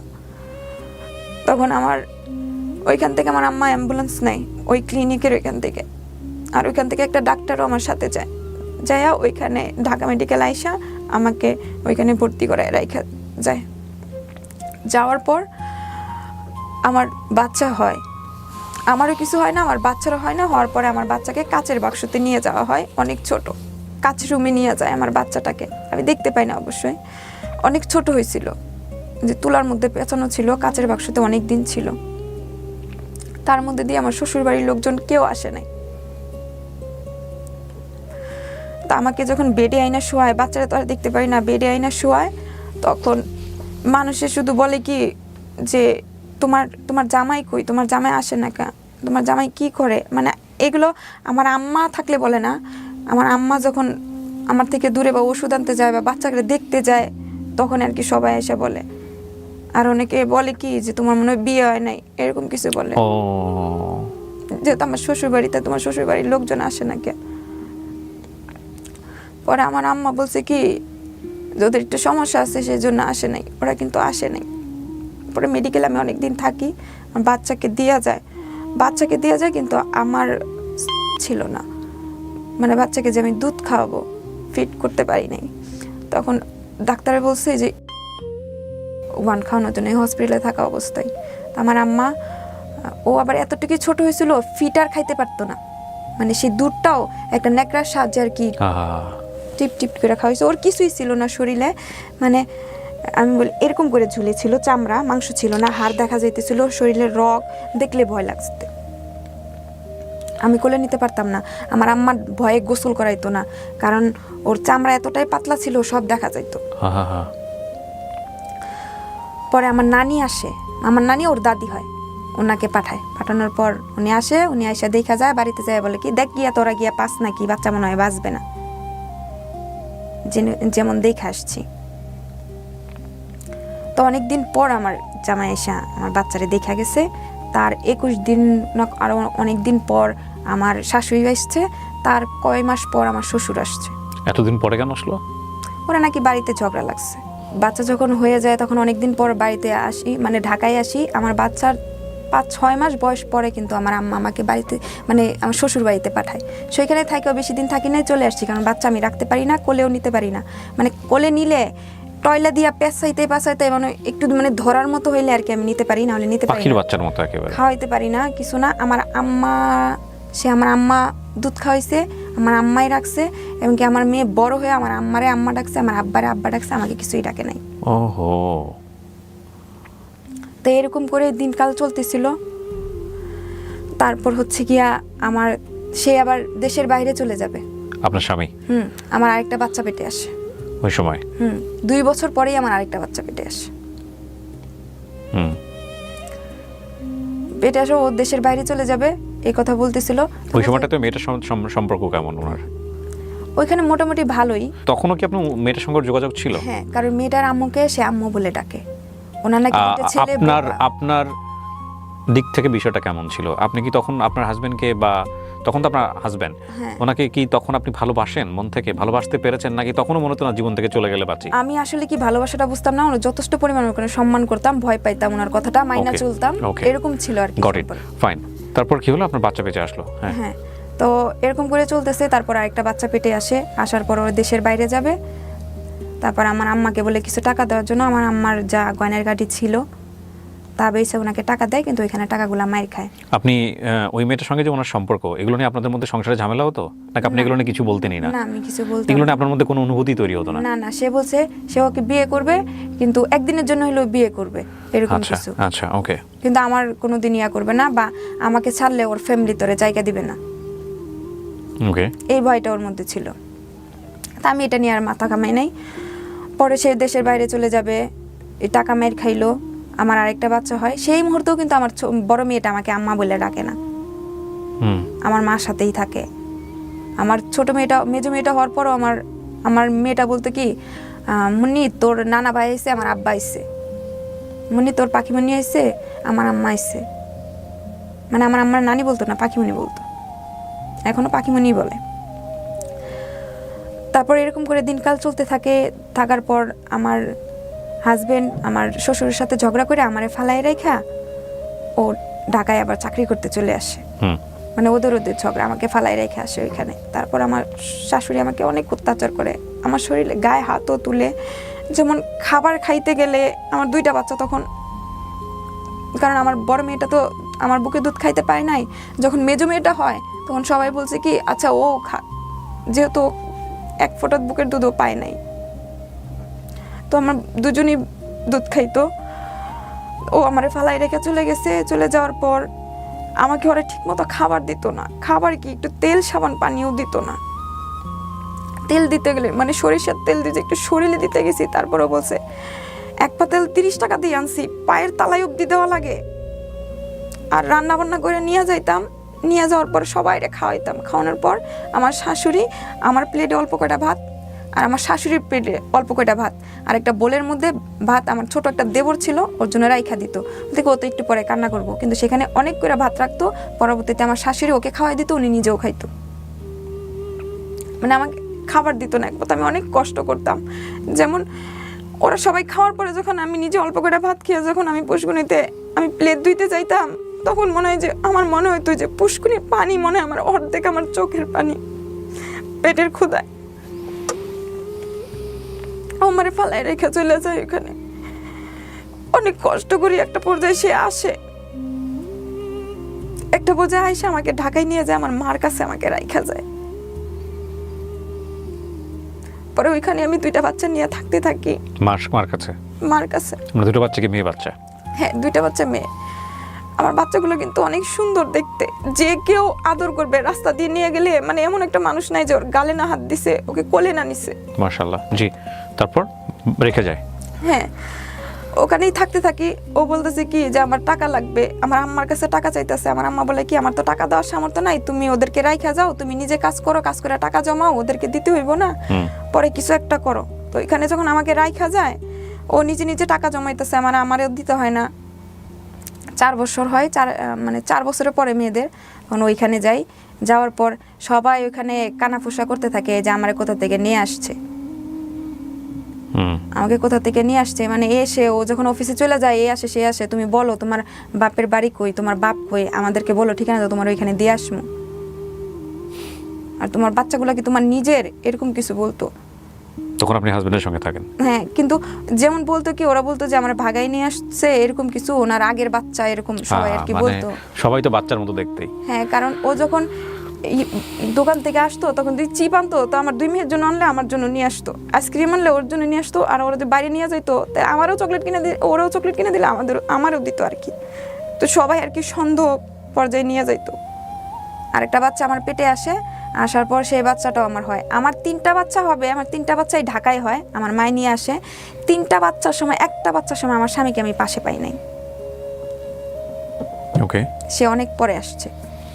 তো আমার মেয়ে হওয়ার পর, ছোট মেয়েটা হওয়ার পর আবার আমি গ্রামে চলে আসি, হয়ে গেছে নিজে নিজে দেখতে পারি, নিজে নিজে নিজের সংসার চালাইতেছি। তো একটা পর্যায়ে সে দেশের বাইরে চলে যাবে, তো তার সব কিছু রেডি হয়ে গেছে, তো দেশের বাইরে চলে গেছে, অনেক টাকা দেনা ফেনা হয়েছে। আমি ঢাকায় চলে আসি, গার্মেন্টসে চাকরি করতে গেছি। আমি তো পড়াশোনা কম করছি, তো অন্য অন্য কোম্পানিতে আমার চাকরি হওয়া সম্ভব না। গার্মেন্টসে চাকরি করতে গেছি, ওইখানে পাশের এক ভাবি বলতেছে কি আমাকে, ভাবি আমার চাকরিতে নিয়ে দেন, আমাদের এরকম সমস্যা। তো উনি কি করছে, গার্মেন্টসে ঢোকার আগে আমাকে নিচে দাঁড় করায় রেখে গেছে, যে কেউ যদি বলে তুমি চাকরি করবা, আমার এখানে খোঁজ করছি অনেক দূরে দূরে, সেখানে যায় তো সম্ভব না কাজ করা, আর এমনি আমার পড়াশোনা নাই। এটা আমি ভাগ্যের ফেরে আমি কাজ শিখে গিয়া যে কোনো জায়গায় কাজ করতে পারতেছি, ওটা তো আর পারতেছি না।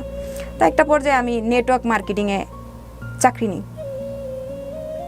মোবাইলে।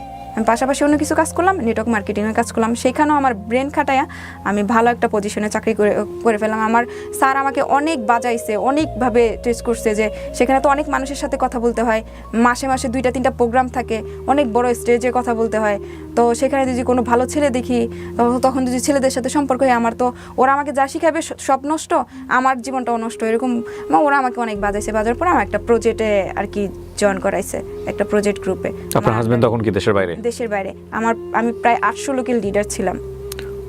800? হ্যাঁ, 800 লোকের লিডার ছিলাম। আমার এ টিমে ছিল 800 লোক, বি টিমে 56 জন লোক ছিল। মানে বি টিম নিয়ে কাজ করতেছি, এ টিমের কাজ শেষ আমার। এ টিমের মধ্যে 2-3 জন মার্কেটিং ম্যানেজার আছে, তারপরে হচ্ছে সেলস এক্সিকিউটিভ আছে, সিনিয়র সেলস এক্সিকিউটিভ আছে, বিএপি মেম্বার আছে। তো আমি যখন মার্কেটিং কাজ করি তখন মনে করেন যে আমার সারাক্ষণ ফোনে ব্যস্ত থাকতে হয়।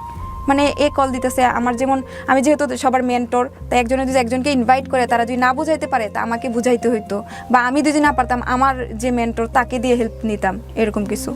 তো আমি সবসময় ব্যস্ত থাকতাম। আর তার 2 বছর আগে থেকে আমি যখন বাপের বাড়িতে যাইতাম, এর মধ্যে আমার আব্বা আম্মা সেপারেশন হয়ে গেছে। আমার ভাইদেরকে নিয়ে ঝগড়া নিয়ে, আমার আম্মা ঢাকায় থাকে, আমার ভাইদেরকে নিয়ে, আর আমার আব্বা গ্রামে থাকে। সেপারেশন বলতে কি ডিভোর্স হয়ে গেছে? না, ডিভোর্স হয় না, আমার আলাদা আব্বা থাকে? একটা বিয়ে করছে আর কি। ওকে। তা আমার আব্বা এখানে থাকে। তো আমি মাঝে মধ্যে যখন আমার বাচ্চাদেরকে নিয়ে আসতাম, আমি আবার যেহেতু আমি গ্রামে বড় হই নাই, আমার জন্মস্থান গ্রামে না, তা আমি গ্রামের কাউকে চিনি না। দুজি বলে এটা তোর চাস্তো ভাই, মানে আমার ঘরের সাথে ঘর, তাহলে আমি চিনতে পারি, এছাড়া আমি চিনতে পারি না। আর ওর সাথে আমার কোনো সময় দেখা হয় নাই। ও আমাকে দেখতো, দেখে ওর কাছ থেকে নাকি অনেক ভাল লাগতো আমাকে। কে এটা? আমার চাস্তো ভাই। সে 2 বছর সে আমাকে ফলো করছে, বা কোনোভাবে আমার সাথে যোগাযোগ করা যায় কিনা। আপন চাচাতো ভাই? না না, আপন চাচা হয় না, পাড়াপড়শি চাস্তো ভাই। তো আমাকে মাঝে মধ্যেই দেখতো, কিন্তু কোনোদিন কথা হইতো না। সে আমাকে এটা পরে বলছে আর কি, এরকম দেখতো। তো আমার বাপের বাড়িতে আসা যাওয়া করতাম মাঝে মধ্যে।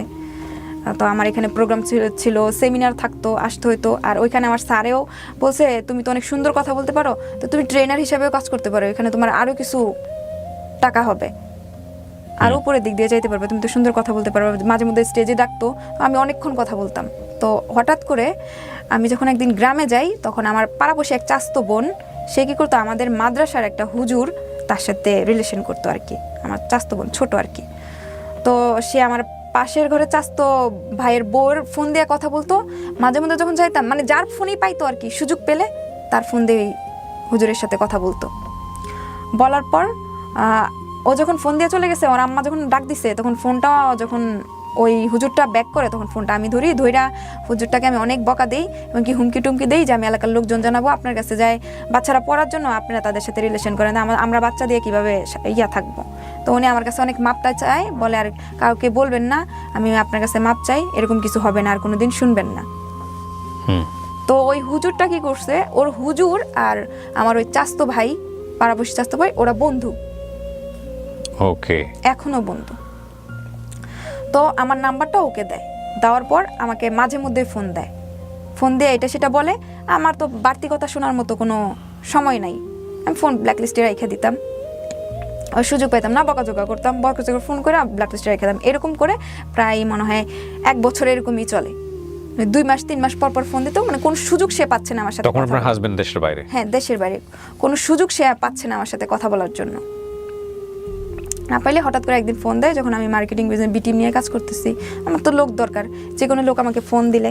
তো একটা পর্যায়ে সে আমাকে ফোন দেয়, আমি ভাবছি যে সে আমাকে একজন আমার ডিস্ট্রিবিউটর ফোন দিয়ে বলতেছে কি, ম্যাডাম আপনাকে একজন ফোন দিবে, তাকে একটু প্ল্যানিংটা বুঝায়েন, সে একটা প্যাকেজ করবে। তো আমি বলছি আচ্ছা ঠিক আছে, আমার ফোন নাম্বারটা দিয়ে দেন, আমার ভিজিটিং কার্ডও আছে, ফোন নাম্বারটা দিয়ে দেন। তো ফোন নাম্বারটা দিয়ে দিচ্ছে, উনি কথা আমি ভাবছি কি যে মানে আমার যে ডিস্ট্রিবিউটর আছে উনি আমাকে মানে আমার নাম্বারটা দিচ্ছে, ওর মতো কেউ আর কি ফোন দিচ্ছে। তো উনি ফোন দিয়ে বলতেছে ম্যাডাম আপনি নাকি একটা জব করেন মার্কেটিং, আমিও সেই বিজনেসটা করতে চাই। তা আমি ভাবছি কি উনি দিছে ফোন নাম্বারটা। তা আমি বলতেছি কি হ্যাঁ, ওই লোকটার নাম নিয়ে বলতেছি যে হ্যাঁ উনি ওই সাহেবে আপনার নাম, আপনার সাথে কথা বলতে বলছে। আচ্ছা, আমাদের প্ল্যানিংটা ওনাকে বুঝাইতেছি, মানে আমার যে চাস্তো ভাই সেটাই আমি বুঝতে পারতেছি না। তো উনি প্ল্যানিংটা বুঝছে, বুঝার পর বলতেছে কি আমি তো আপনাকে চিনি, আপনার নাম, আপনার ডাক নাম, আপনাকে বাসায় সবাই বলে ডাকে, আপনার 3টা বাচ্চা আছে, আপনার হাজবেন্ড দেশের বাহিরে, আপনার শ্বশুরবাড়ি এখানে, আপনার বাবার নাম এটা, আপনার বাবা এখানে। এই ছেলেটা যে আপনাকে ডিস্টার্ব করেছে চাস্তো ভাই, সে কি জানতো যে সে তার চাচাতো বোনকে করতেছে ডিস্টার্ব? হ্যাঁ, সে জানতো, সে আমাকে দেখতো, আমার বাড়িতে আসলে সে। ওকে ফাইন, এখন সে তার নিজের পরিচয় দিতে চাচ্ছে আপনার সঙ্গে। Okay fine. তো সে এটা বলতেছে, তো আমি হঠাৎ করে মানে একটা শক খেয়ে গেছি যে কে আমার ব্যাপারে সবকিছু জানে, আমি তাকে চিনি না। তো সেই ব্যাপারে তার সাথে আমি আগ্রহ করে কথা বলি। না, দিন আপনি ওকে চিনতেন না? না না না। তো একটা মানুষ যদি হঠাৎ করে বলে ফোন দিয়া যে আমার সর্বোচ্চ সবকিছু জানে, যেহেতু আমার চাস্তো ভাই, তখন আগ্রহ পোষণ করেন আপনি। Okay fine. তখন ওর সাথে আমি কথা বলি, কথা বলতে বলতে একটা পর্যায়ে যে আপনি যখন যেহেতু বিজনেসের ব্যাপারে বললেন আপনি কি করবেন, বলছে কি হ্যাঁ করব। তো সেই সূত্রে কথা বলে আমি ঠিক আছে, আপনি যেহেতু চিনেন আমার বাড়িতে আইসেন, দাওয়াত রইল। এই বিজনেস কি এমএলএম টাইপের বিজনেস? ওইটা আমি বলি দেশটুনিক যে একটা ইয়া ছিল সেম ওইরকমই। ওকে ওকে। প্রোডাক্ট নিয়ে, আমাদের এখানে সব ধরনের প্রোডাক্ট। ওকে ওকে ফাইন। উনি বলছে আমাদের অফিসে যাবে, আমি বলছি আমাদের শাখা অফিস এখানে আছে, আপনি যেতে পারেন। মানে আমাদের ময়মনসিংহে ওই কোম্পানিটার শাখা অফিস আছে, বিভিন্ন জেলায় শাখা অফিসগুলো আছে। তো ও বলে কি না আমি আপনাদের মেইন অফিসে যাব, হেড অফিসে যাব। বলে ঠিক আছে হেড অফিসে আসেন। তো উনি ত্রিশাল আসলো, মানে আমার বাড়ি থেকে ত্রিশাল আসলো, আমিও আসলাম, কিন্তু তাকে আর আমি দেখলাম না। আসার পর ত্রিশালে সে আমার জন্য অপেক্ষা করতেছে, আমি ওখানে আইসা আমাদের অফিসে নিয়ে আসলাম।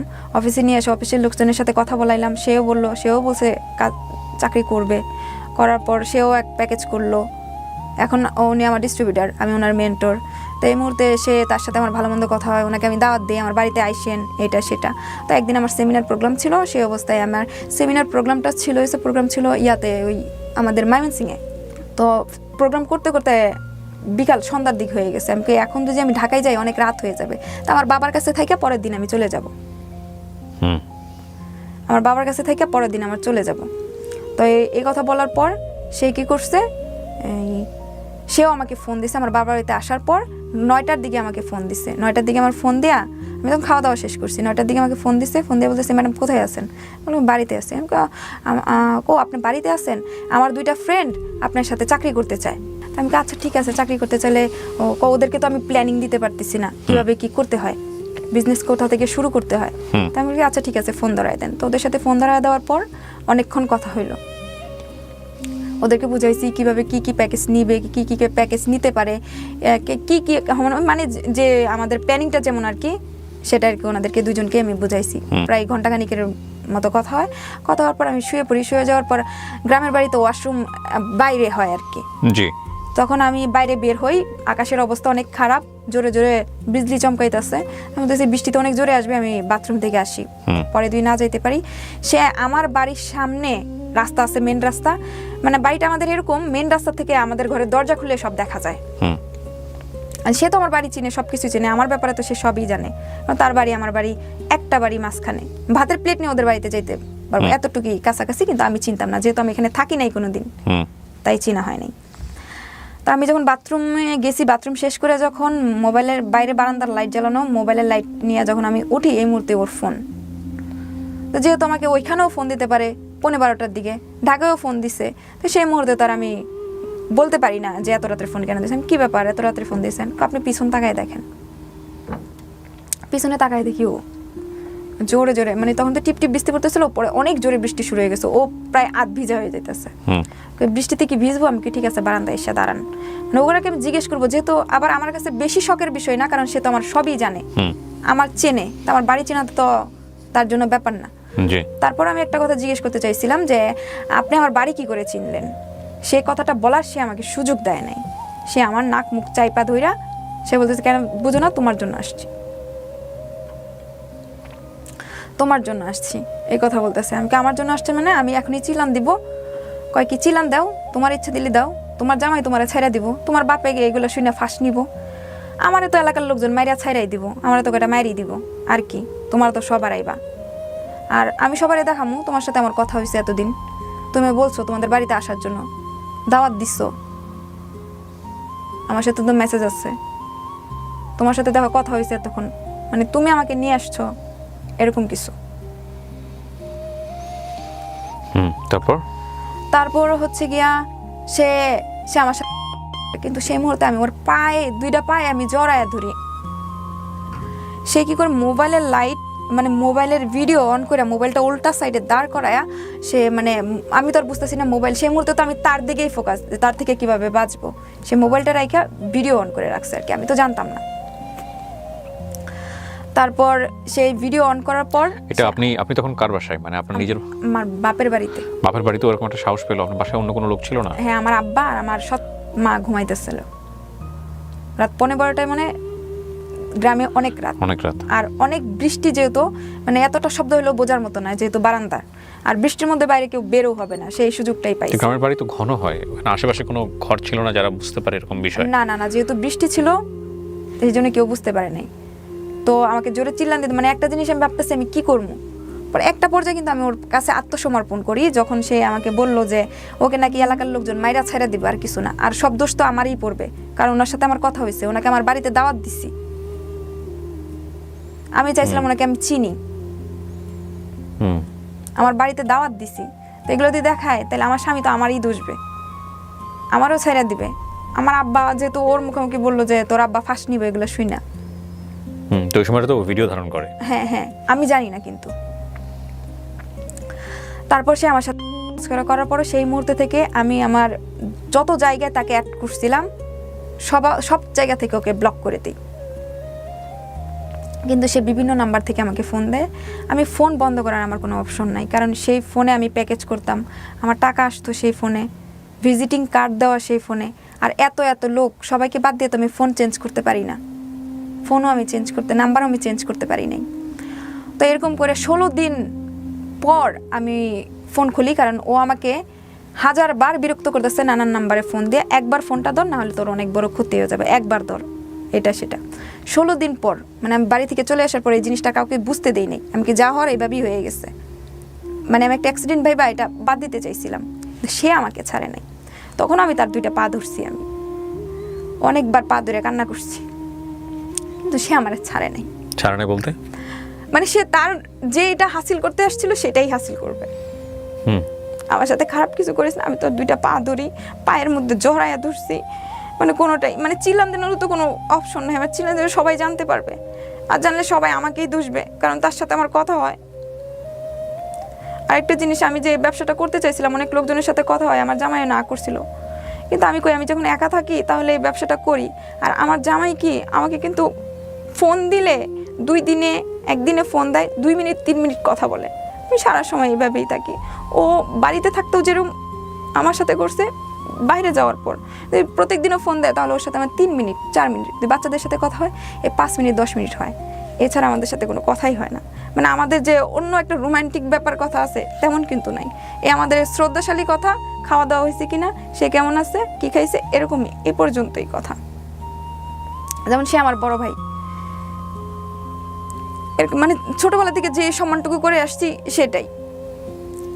সে আমাকে সময় দিত না, সে সময় আমি কাজ করতাম, এটা সেটা করতাম, আর বাইরের দিকে আমার কোনো নজর ছিল না। যে ছেলেটা আপনার সঙ্গে এরকম আচরণ করছে সে কি ম্যারিড ছিল? না না, সে ম্যারিড, সে আমার থেকে প্রায় 2-3 বছরের ছোট হবে। ছোট বয়সে? আচ্ছা। তো সে অবস্থায় তো আমি তো আগে থেকে ঢাকায় চলে আসলাম, সে আমাকে বিভিন্ন নাম্বার থেকে ফোন দিল। ফোন দেওয়ার পর 16 দিন পর আমি যখন ওর ফোন উঠাই, তখন সে বলছে কি, একবার তুই হোয়াটসঅ্যাপে আমাকে, হোয়াটসঅ্যাপ থেকে ব্লকটা খুল, তোকে একটা জিনিস দেখাবো, এরপরে তুমি পারলে আমাকে ব্লক করে দিস, আমার আর কোনো ইয়া নেই, তাহলে তোর আর বিরক্ত করবো না। তখন যখন আমি হোয়াটসঅ্যাপে ব্লকটা খুলছি, সে স্ক্রিন শেয়ার দিয়া সে ভিডিওটার মধ্যে তার মুখে একটা স্টিকার দেয়, স্টিকার দিয়া সে ভিডিওটা আমাকে স্ক্রিন শেয়ারের মধ্যে দেখাইতেছে, দেখ আমাকে কি চেনা যায়। প্রথমে বলছে আমাকে কি চেনা যায়, আমি বলছি কি তুই আমার ভিডিও করছিস কে, তুই কি ভাইরাল হইতে চাস, তুই কি ভাইরাল হইতে চাস। তারপর সে অনেক ব্ল্যাকমেল করে আমার কাছে টাকাও নেয়, যাতে করে ভিডিওটা না পাবলিশ হয়। হ্যাঁ হ্যাঁ, টাকাও নেয়। তারপর আমি টাকাও দেই, টাকাই দেওয়ার পর একটা 2-3 বার টাকা দেওয়ার পর সে কি করছে, আবার টাকা চাচ্ছে। তখন তো আমি বলি এত টাকা দেওয়া আমার পক্ষে সম্ভব। কত টাকা দেন আপনি তাকে? কত টাকা দেই মানে অনেক টাকা দেই, টাকাটা আমি উল্লেখ করতে চাইতেছি না। টাকা বলতে আমার মামলাতে 5 লাখ টাকা দেওয়া আছে, 5 লাখ টাকার উপরে কিন্তু আমার টাকা দেওয়া হয় ওকে বিভিন্ন টাইমে।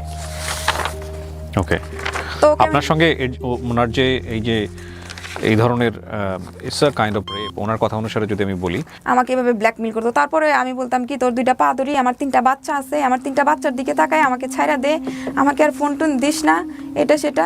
সে 3 বারের মাথায় টাকা নেওয়ার পরেও সে আমাকে ব্ল্যাকমেল করা শুরু করছে। তাই আমি একটা পর্যায়ে বলছি, তুই প্রথম ভিডিওটা আমার জামাইয়ের কাছে ছাইড়া দে, কারণ ওজন দেশে এসে দেখবে কোনো টাকা নাই, তখন তো আমার এমনি ছাইড়া দিব।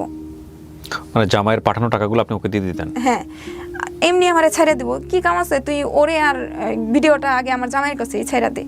সে কি করছে, সে আমার জামাইয়ের কাছে ফোন দিছে, ফোন দিয়ে আমার জামাইয়ের সাথে রং নাম্বারে কথা বলতেছে।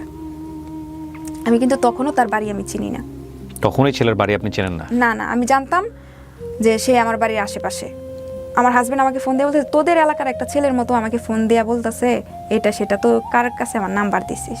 আমি কার কাছে তো আমার নাম্বার দিই নাই, আমি তোমার কে ফোন দিছে আমি জানি। আমি ভয় পাইতেছি ভিতর দিয়া, দেখছো তো জামাইয়ের সাথে আমি কথা বলতে পারি, আমি কি তোমার আমি টাকা পয়সা দিয়ে দেবো না, তুমি আমার জামাইয়ের কাছে আবার দিতে পারো ভিডিও।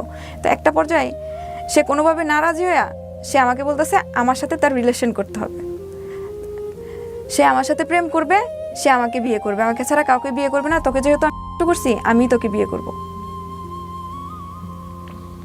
তো সে ঢাকা পর্যন্ত আসে, ওর একটা বন্ধু আছে, আমি যেখানে বাজার করতে যাই সেই বাজারের সামনে দিয়ে ওই বাড়ির সামনে দিয়ে বাজারে যাইতে হয়। তো সেখানে আমাকে আটকায় কথা বলতো যে সে আমার সাথে প্রেম করবে, আমাকে বিয়ে করবে। তখন আমার প্রেমের প্রস্তাব দেয়, আমাকে বিয়ে করবে। কাজী অফিসে টাইনা নিয়ে যায়, আমাকে চল বিয়ে করি তাইলে। ওই যে কাজী অফিস, আমি বলার সাথে সাথে সে আমাকে কাজী অফিসে টাইনা নিয়ে গেছে। তো সেখান থেকে আমি বেরোয় চলে আসছি, আমি বসে গেছি, সেখান থেকে আমার হাতে টান দিছে চল। মানে সেই মুহূর্তে আমি ওইখানেও পাবলিক করতে পারতেছি না, কারণ ওইখানে হচ্ছে আমার যে মামা হয় সে আমার চাচা শ্বশুর, যে আমার খালা হয় সে আমার ফুফি শাশুড়ি। মানে সেখানে বললো সব কিছু উঠে আসবে, সে সব বলবে, আমি সব স্বীকার করবো, পরে তোরকেও আমি মাইনা নিমো। আপনাকে লাভ করতো? হ্যাঁ, পরবর্তীতে সে আমাকে লাভ করতো, এরকম কিছু, মানে আমার সাথে এরকম ভাবে কথা বলতে, মানে সে বেশিরভাগই আমাকে ব্ল্যাকমেল করে আমার সাথে কথা বলছে। মানে আমার সাথে তার সম্পর্ক করতে হবে। পরে আমি একটা বলছি কি যে আমি না তোর সাথে সম্পর্ক করবো না, দরকার পড়লে অন্য একটা ছেলের সাথে সম্পর্ক, তোকে তো আমার একদমই ভালো হয় না। মানে ভালো করেও বুঝাইছি, ওকে খারাপ করেও বুঝাইছি, কিন্তু কোনো পর্যায়ে সে মানতেছিল না। পরে একটা বাজি কি যে আমি ওর প্রেমের সম্পর্কটা আমি অ্যাকসেপ্ট করে ওর বাড়িটা কোথায় সেটা জানতে পারবো হয়তো। আমি এটা ভাবছি যে বাড়িটা কোথায়, ঠিকানাটা পাবো। তো ওর সাথে মানে কথা বলতেছি বলার পর একটা পর্যায়ে তার সাথে কথা বলতে, মানে তার ঠিকানা জানতে গিয়ে আমি তার প্রতি উইক হয়ে পড়ি। ওকে, প্রথম দিকে সম্পর্কটা ব্ল্যাকমেল থাকলেও পরবর্তীতে আপনি এক পর্যায়ে উইক হয়ে পড়েন। হ্যাঁ, তারপরে মানে একটা পর্যায়ে মানে কি বলবো, ও মানে মনে হয় যে আমার শ্বাসই চলতো ওর জন্য, এরকম হয়ে গেছে। ওকে, আমাকে ওই বিজনেস থেকেও সে আমাকে সরায় দেয়, কারণ ওইখানে যদি সময় দেই ওকে সময় দিতে পারি না। সে ওইখানেও একটা ব্ল্যাকমেলের কাজ করে, যখন তার সাথে আমার ভালো সম্পর্ক হয়ে যায়, প্রেমের সম্পর্ক হয়ে যায় সত্যি, তখন সে আমার সব কিছু, আমার মোবাইল পাসওয়ার্ড, আমার ব্যাংকের যে অ্যাকাউন্ট নাম্বার, বিকাশ, নগদ, আমার ফেসবুক পাসওয়ার্ড, যত কিছু আছে সব কিছু, যত কলিগ আছে সব কিছুর বিষয়ে সে জানে, সব কিছুই আমার ফোন থেকে সে নিয়ে যায়। আমি সব ওকে বিশ্বাস করে দিয়ে দিই। তারপর সে আমি ওনার মামলার কাগজগুলো দেখছি, এই জন্য আপনাদের একটু কাগজের শব্দ হতে পারে। হ্যাঁ বলেন। তারপর হচ্ছে গিয়া তাকে সব খরচ আমার দিতে হয়। সে আমাকে বলছে যে এখন যদি আমি টাকা দিই তাহলে আর কি পরবর্তীতে সে আমাকে দিবে, আমাকে টাকার মধ্যে মোড়ায় রাখবে, আমার কখনো কষ্ট দিবে না, আমার বাচ্চাদেরও কখনো কষ্ট দিবে না। সবসময় বলতো, সে আমার বাচ্চাদের সাথে সবসময় কথা বলতো। আমি যদি ফোন বন্ধ করে দিতাম রাগে যে তোর সাথে কোনো রিলেশন করবো না, যখনই আমার বাচ্চাদের কথা মনে হতো যে ওদেরকে যদি আমার ছাড়তে হয়, তো সে আমাকে বুঝ দিত কি দেখ তোর বাড়ি আমার বাড়ি পাশাপাশি, ওদেরকে ছাড়া সম্ভব না, আর ওদেরকেও আমি অনেক ভালোবাসি, ওদেরকে ছাড়তে হবে না। তোর মেয়েরা দুজি একবার দুজি বলে যে তোর কাছে থাকবো, আইনও তোর কাছ থেকে নিয়ে যেতে পারবে না। তোর বাচ্চারা দুজি তোর কাছে থাইকা শান্তি পায়, আইনও নিয়ে যেতে পারবে না। আর তোর বাড়ি আমার বাড়ি যেহেতু একসাথে, আমাদের রাখারও কোনো সমস্যা হবে না। কিন্তু এখন তো আমি তো ব্যাচেলার, আমার তো কিছু করতে হবে। আমি যদি ব্যবসা বাণিজ্য কিছু, ও আপনার বাচ্চার সঙ্গে কিভাবে কথা বলতো, কি পরিচয়ে কথা বলতো? মামা পরিচয়ে কথা বলতো। আপনি কথা বলা দিতেন? হ্যাঁ, ফোন দিয়ে কথা বলতো মামা করে। এটা কিন্তু ক্রাইম। মানে আপনি পর্যন্ত তাও হয়তো এক ধরনের, মানে সেই বিষয়টা, এটা কোথা থেকে কথা বলতো, যে বিষয়টা আমি ওর পাটা ধরে মাপ চাইতাম, ফোনে বলতাম এই দেখ আমার 3টা বাচ্চা আছে, আমার বাচ্চাদের সাথে কথা বল, আমার 3টা বাচ্চার মুখের দিকে তাকায় আমাকে ছাইরা দেয়। তখন থেকে ওর কাছে আর কি পরিচয়, কথা বলতো।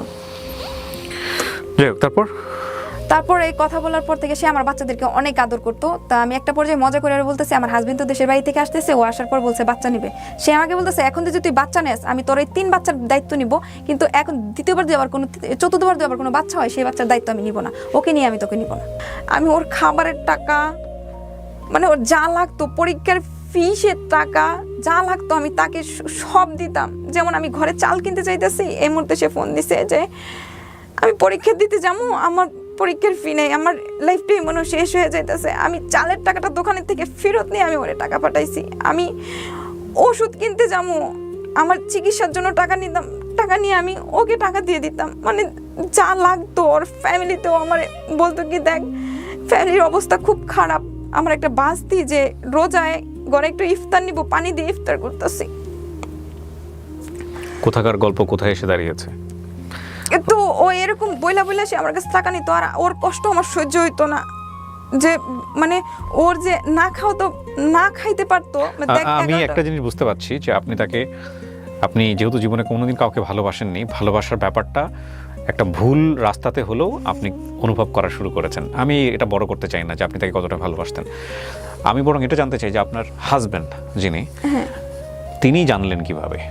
সে আমার কাছ থেকে টাকা নিয়ে নিয়ে অন্য মেয়ের সাথে সম্পর্ক করে। অন্য মেয়ের সাথে সম্পর্ক করে। আমি আমাদের বাড়িতে যাই ঈদের ছুটিতে। বাড়িতে যাওয়ার পর সে কি করছে, ওদের বাড়িতে আমার খবর নিচ্ছে, মানে আমার সাথে করবে। টাকাও চাইছে সে আমার কাছ থেকে, টাকা অনেকগুলো টাকা চাইছে, একটা ব্যবসা করবে। এর আগে তো ব্যবসার জন্য টাকা দিছে, আরো টাকা শর্ট পড়ছে, দিতে হবে। তা আমি 30,000 টাকার মতো নিয়ে গেছি সাথে করে। তো বলছে যে আমাদের বাড়িতে খেয়ে যায়, রাত্রেবেলা আসছি, আমার সৎমা কি রান্না করছে আমার ভালো লাগতেছে না, ওকে বলতেছি। তো বলতেছি কি যে আচ্ছা ঠিক আছে, তাহলে আমাদের বাড়িতে চলে, আম্মা এটা রান্না করছে। আর একটা বিষয়, ওর আম্মা কিন্তু সবই জানতো, ওই ছেলেটার আম্মা সবই জানতো। আমাকে ফোনে দিয়ে কথা বলেছে, দেখতো তো সাহস আছে কিনা, তোমার আম্মারে বল আমি আপনার ছেলের বউ। হ্যাঁ আমি ফোনে কথা বলছি। ওকেও জিজ্ঞেস করতাম, ও বলতো কি হ্যাঁ আমার আম্মা সবই জানে, ও যখন ঢাকায় আমার কাছে আসতো তখনই জানতো। তো আমি খাবার রান্না করে ওর বাড়িতে নিয়ে পরিকল্পনা কি ছিল? পরিকল্পনা ছিল ও যেভাবে বলছে আমার বাচ্চাদেরকে নিয়ে চলে আসবো, ও আর আমি একসাথে সংসার করব। আপনার হাজবেন্ডকে আপনি ডিভোর্স দিয়ে দিবেন, বাচ্চাকে নিয়ে ওর সাথে সংসার করবেন। আর ও আমার হাজবেন্ডকে বিয়ে, অন্য একটা ভালো মেয়ে দেখে বিয়ে করাবে, ও নিজেই বলছে। ওকে, এরকম কিছু বলছে। আপনার হাজবেন্ড জানলো কিভাবে এই জায়গাটায় আসেন? তাও আমি বাড়িতে এটা জানা বিষয়, টুডে টুমরো জানতোই। তারপর আমি যখন এখানে চলে আসি, ও যখন ওদের বাড়িতে নিয়ে যায় আমাকে দাওয়াত খাওয়ানোর জন্য, সে তার ঘরে আমাকে নিয়ে যায়, যেহেতু আমি তার সাথে সম্পর্ক। আমার এগুলো জানার দরকার নাই তো, আপনি আপনার হাজবেন্ডের জায়গাটায় আসেন। মানে একটা দরবারের মধ্যে, সালিশের মধ্যে। সালিশটা হয় কিভাবে, কেন হয়? সালিশটা হয় হচ্ছে সেদিন রাত্রেবেলায় আর কি ঝামেলাটা হয়, ওর সাথে আমার সাথে হয়। জোর করে নিয়ে যায় তার ঘরের এই যে মেন সুইচ বন্ধ করে, তো ওর বাড়ি আবার মেন রাস্তার সাথেই, সেখান থেকে আমার নিয়ে ওর ঘরে নিয়ে যায়। ওর মা আবার ঘরে অসুস্থ শুয়ে আছে, প্রেশার উঠছে, শুয়ে আছে। শুয়ে থাকার পর সে তার ঘরে আমাকে নিয়ে যায়। সে তার সাথে আমার না এরকম কিছু হবে না, যা হবে বিয়ের পরে হবে, সেটা বলে কি না কিছুই না, এতদিন তোরে যদি ছাড়ি, আমি যদি তোকে ছাইরা দিতাম তাহলে তো তখনই ছেড়ে দিতাম, তোর মায়ের লাত্তি গুতা খায়া কি আমি এই পর্যন্ত আসি? এই কথাগুলো সে আমাকে বলতেছে। পরে যখন টাকার বিষয়ে, টাকা কত আনছি, তখন বলছে এত। তোর সাথে আমার ঝগড়া হয়ে যায়। সেই ঝগড়া শুনে ওর মায় আসে বাসায়। ওর মা তো সবকিছু জানতোই। আসার পর যখন আমি ওকে ধরতে নেই, যে মানে পর্যায়ে একটু খারাপ অবস্থায় চলে যায়, তখন ওর মা আমাকে জোর করে আটকায় রাখে, ওর বাসা থেকে চলে যায়, মানে ওদের বাড়ি থেকে চলে যায়। আমি বলছি ওর সাথে আমার কথা আছে, ওকে ফোন দিয়ে তাড়াতাড়ি আনেন। তুমি যাও, তুমি যাও, তুমি যাও বাসায় যাও, মানে আমাদের বাড়ির রাস্তার দিকে আমার মাথাটাতে হাত দিয়া পাঠাই দিতেছে যে তুমি তোমাদের বাড়িতে যাও, আমি ওকে ফোন দেবো তোমার ফোন দেওয়ার জন্য। আমি কই যদি আমার ফোন না দেয়, আমি কিন্তু আপনাদের বাড়িতে আবার আসবো। তখন আমি 12টা পর্যন্ত অপেক্ষা করছি। অপেক্ষা করার পর দেখি যে ও আমাকে ফোন দিতেছে না, আমাকে ব্ল্যাকলিস্ট করে রাখছে। তখন আমি ওর বাড়িতে গিয়ে উঠি সেদিন রাত্রি। ওর বাড়িতে গিয়ে আবার রাস্তার মধ্যে ওর আম্মা যে আমার মাথায় হাত দিয়ে আমাকে বুঝাই দিতেছে যে ওর বিচার করমু, এটা করমু, সেটা করমু। আমি আবার বলতেছি আপনার ছেলেকে আমাকে বিয়ে করতেই হবে, এখন আর আমি আর সময় নিব না, এখন আমাকে বিয়ে করতেই হবে। তখন আমাদের যে চেয়ারম্যান রাস্তা দিয়ে যাইতেছিল, তো উনি আবার বিষয়টা শুনতে পারছে। ওর আম্মা যে আমাকে বুঝাই দিতেছে, ওর আম্মা যে বলতেছে ওই আসলে ওরে বিচার করবো। ও ওখানকার চেয়ারম্যান শুনে ফেলছে, লোকাল চেয়ারম্যান? হ্যাঁ, চেয়ারম্যান শুনে ফেলছে। শুনে ফেলার পর আমি বাসায় চলে আসছি। ও আমাকে ফোন দেয় নাই। ফোন না দেওয়ার পর আমি আবার ওর বাড়িতে গেছি। বাড়িতে যাওয়ার পর ওরা আমাকে বোঝানোর, মানে আমি ওদের কাছে কথা বলতে গেছিলাম কেন সে আমার সাথে এটা করলো। তখন তারা কি করছে, লাঠি নিছে আমাকে মারার জন্য। কে এটা? মানে ওই ছেলেটার ভাই। তারা মোটামুটি সবাই জানতো যে আমার কাছ থেকে টাকা পয়সা আনতো, কারণ ছেলে তো কোনো কাজ কাম কিছুই করতো না। এত তো টাকা সে পাইতো কই, গরু কিনতেছে, এটা করতেছে, ওইটা করতেছে। তারপর তার ভাই আমাকে লাঠি নিছে মারার জন্য। তো ওরা যখন আমার মাইরা ফালাই দিবে, তা ওদের কাছে এরকম লোক আছে, মানে ওদের গোষ্ঠীর মধ্যে এরকম লোক আছে যে ওরা মানুষে মাইরা ফালায়, কোনো খোঁজ খবর পায় না, এটা সেটা আমাকে ভয় দেখাইতেছে। ধর মাইরা ফালাই দিলে তোরা কেউ খোঁজ নিতে আইবো না। তখন আমি পুলিশে খবর দিই। আপনি দেন? হ্যাঁ, আমি দিই। আপনি বুঝতে পারতেছিলেন যে আপনি কি করতেছেন? হ্যাঁ। আপনার হাজবেন্ড জানতো তখন আপনাদের এই বিষয়গুলো? না তখনও জানে না? না, তখনও জানে না। তখন সে কি করছে যে ওই ওর ভাই যখন আমাকে মারতে নিছে, তখন আমি পুলিশে খবর দিই যে আমার কাছ থেকে টাকা নিচ্ছে, আমার উপরে এই সমস্যা করছে। তো এক পর্যায়ে পুলিশ আসার কারণে সবাই জানতে পারে বিষয়টা। তখন জানাজানি হয়ে যায় যে আপনার কাছ থেকে কেন টাকা নিল, অবৈধ সম্পর্ক বা এই বিষয়গুলো। হ্যাঁ হ্যাঁ, তখনই বিষয়টা জানাজানি হয়ে যায়। হয়ে যাওয়ার পর আমি লোকজন এসে শুনে যেন ওর সাথে আমার কল রেকর্ড ছিল, অনেক বিভিন্ন সময় টাকা পয়সা চাইতো, এগুলো কিন্তু কল রেকর্ড আছে, অনেক মেসেজে আছে, বেশিরভাগই ওর সাথে কথা হইতো টাকার বিষয়ে। সেই একটা পর্যায়ে এই নাই সেই নাই এটা সেটা সব অজুহাতেই দিয়ে আমার কাছে টাকা, আমি কিন্তু তাকে অন্ধের মতো বিশ্বাস করছি। একটা জিনিস চিন্তা করে দেখেন, এখানে অনেকগুলো ব্যাপার আছে। একটা হচ্ছে জাস্ট আধা ঘন্টা আগপিস, আধা ঘন্টা আগেও কিন্তু যদিও সম্পর্কটা অবৈধ এবং অনৈতিক, কিন্তু একটা পিসফুল কন্ডিশনে ছিল। আধা ঘন্টা পরে সম্পর্কটা কোথায় গেছে, কত ভয়ঙ্কর ডিজাস্টার। আচ্ছা, তারপর ওই ওখানে কিছু লোকজন জড়ো হয়, তখন পুলিশ বলতেছে যে চলো আমাদের সাথে থানায় অভিযোগ করো, পরে আমরা দেখতেছি। পরে আমি আমার আব্বারে বলতেছি, আব্বা আমার সাথে একটু আইবা, আমি থানায় যাবো, রাত হয়ে গেছে যেহেতু এতটা। পরে আমাদের এলাকায় কিছু লোকজন মাতবরা বলতেছে যে আমরা তো এলাকার লোকজন আছি, তুমি এলাকার লোকজনকে বলো, আমরা নিয়ে বসি, ব্যাপারটা দেখি এখানে সমাধান করা যায় কি না, তখন আর কি আমরা পরে তুমি যাইও মামলা করতে। তাই এখন এলাকার লোকজনের কথা তো শুনতে হয়। তো এলাকায় পরে একটা দরবার বসে, সালিশি বসার পরে অনেক লোকজন আসে, তখন সব জানতে পারি, সব কিছু খুলে বলি ওর সাথে কীভাবে আমার সম্পর্ক, কীভাবে সে আমার জীবনে আসছে, বা ওকে যাইতে অনেকবার বলছি, সে কোনোভাবেই যাবে না। সে মানে আমি ফোন বন্ধ করে দিলে সে মরার মতো হয়ে যায়। তখন ও কি করতেছিল সালিশের মধ্যে? সে দাঁড়ায় আছে, আমি বসে আছি। তো সে এত কিছু বলার পর সে বলছে কি আমি ওকে চিনিই না। আমি যে সালিশের মধ্যে প্রমাণ দিলাম, ওর সাথে আমার ভিডিও কল আছে, আমি স্ক্রিন শেয়ার করে রাখছি, ওর সাথে আমার ভিডিও কল, মেসেজ, কল রেকর্ডের মধ্যে টাকা পয়সা নিচ্ছে, সব কিছু আছে। সব কিছু দেখানোর পরও সে আমাকে বলছে কি যে সে আমাকে চিনে না, কিন্তু এলাকার লোকজন কিছুই বলে নাই, কারণ ওই এলাকায় তাদের যে একটা ভাব আছে, প্রভাব আছে, মনে করেন যে ওরা আপনাকে বলে নাই কিছু। এখন কথা হলো যে আপনার বাড়ির দিককার প্রতিক্রিয়া কি, আপনার বাবা কি করতেছিল? আমার বাবাও সে দরবারের থেকে উঠা চলে গেছে, আর সে দরবারে খবর পায় আমার শ্বশুর শাশুড়ির লোক সবাই আসছে। আসার পরে ওরা এগুলো ভিডিও করে আমার জামাইরে দিছে, কিন্তু সেই দরবারে আমার ভাবছে কি আমার জামাই তেমন কিছু হয় নাই, আর কোনোদিন তো এরকম বিষয় শুনে নাই আমার ব্যাপারে। হ্যাঁ, তো বলতেছি ওদের বাচ্চাদের দেখে ভাবছে সাধারণ কিছু, ওর বাচ্চাদের দেখে যদি থাকতে পারে তাহলে থাকুক। কিন্তু আমার শ্বশুরে ভিডিও করে যখন ওনাকে বলছে যে আমরা ভিডিও করছি, ব্যাপারটা শুনে যা, তখন আমি দরবারে আমি বলছি যে আচ্ছা ঠিক আছে, আমি ওইখানে যাবো না, আমার ওই জামাইয়ের ঘরে আমি যাবো না, এই কথা আমি দরবারে বলছি। ও এটা ভিডিও করছে? হ্যাঁ, আমি যাবো না। কেন বলছি? কারণ সেখানে আমার শ্বশুর শাশুড়ি আছে। এখন যদি আমি ওখানে বলি আমি যাবো, তারা কি করবো? আমার ইজ্জতের বিনিময়ে কয়েকটা টাকা দিয়ে আমার সেখান থেকে বিদায় করে দিবে। আর ওইখানে যাওয়ার পরে যখন আমার স্বামী জানতে পারবে, তো ওইখান থেকেও আমাকে তারাই দিবে, যেহেতু এটা ভিডিও করা হয়ে গেছে। আমার শ্বশুর শাশুড়ি ওরা ভিডিও করছে, যখন সব জানতে পারবে তখন তো আমাকে এমনিই ছেড়ে দিবে। তারপর সালিশি কমলো, আমি মামলা করতে যাবো। তারপর আমি মামলা করতে যাই নাই। দরবার থেকে বলছে ও তো তোমাকে চিনেই না, বলছে দরবারের লোকজন বলছে তুই ওকে বিয়ে কর, ওকে তো আমি চিনি না, কিসের বিয়ে করবো? ও এটা বলে দরবার থেকে চলে আসছে, কিন্তু দরবারের লোকজন কিছুই বলে নাই। আর আপনার হাজবেন্ড কি হলো? আর আমার হাজব্যান্ড পরে আমার হাজব্যান্ডের সাথে আমি ফোন দিয়ে যোগাযোগ করতে চাই। যোগাযোগ করার পর সে আমাকে নানানভাবে বকাবকি করে। আচ্ছা ঠিক আছে, আমি অন্যায় করছি, বকাবকি, সে তো সব ভিডিওই শুনছে, বিভিন্নভাবে আমাকে গালিগালাজ করে, এটা সেটা এরকমই চলতেছে। চলে যাওয়ার পর সেই ছেলে কি করছে, আমার হাজব্যান্ডকে ফোন দিয়ে বকায়। তখন আমার হাজব্যান্ড আরও আগে আমাকে বকে, তুই যদি আমার ডিভোর্স না দেস তাহলে আমি তোরে মামলা দিব, তোর বাপের শুদ্ধ মামলা দিব, আমার কাছ থেকে এত টাকা নিয়ে চলে আসছিস। আর যেহেতু আমি এখানেও একটা মামলা করে ফেলছি যে আমার এত টাকা নষ্ট করছে, তো এটা তো প্রমাণিত যে আমি ওর কাছ থেকে টাকা নিয়ে আসছি। কিসের মামলা করছেন? ধর্ষণ মামলা, তার মধ্যে টাকার উল্লেখ আছে 5 লাখ। আপনি মামলা করলেন কবে? আমি মামলা করছি ওই দরবারি হওয়ার আর মনে হয় যে 7-8 দিন পরে, মানে দরবারি লোকজনকে আচ্ছা দেখতেছি এরকম করে সময় নিছে।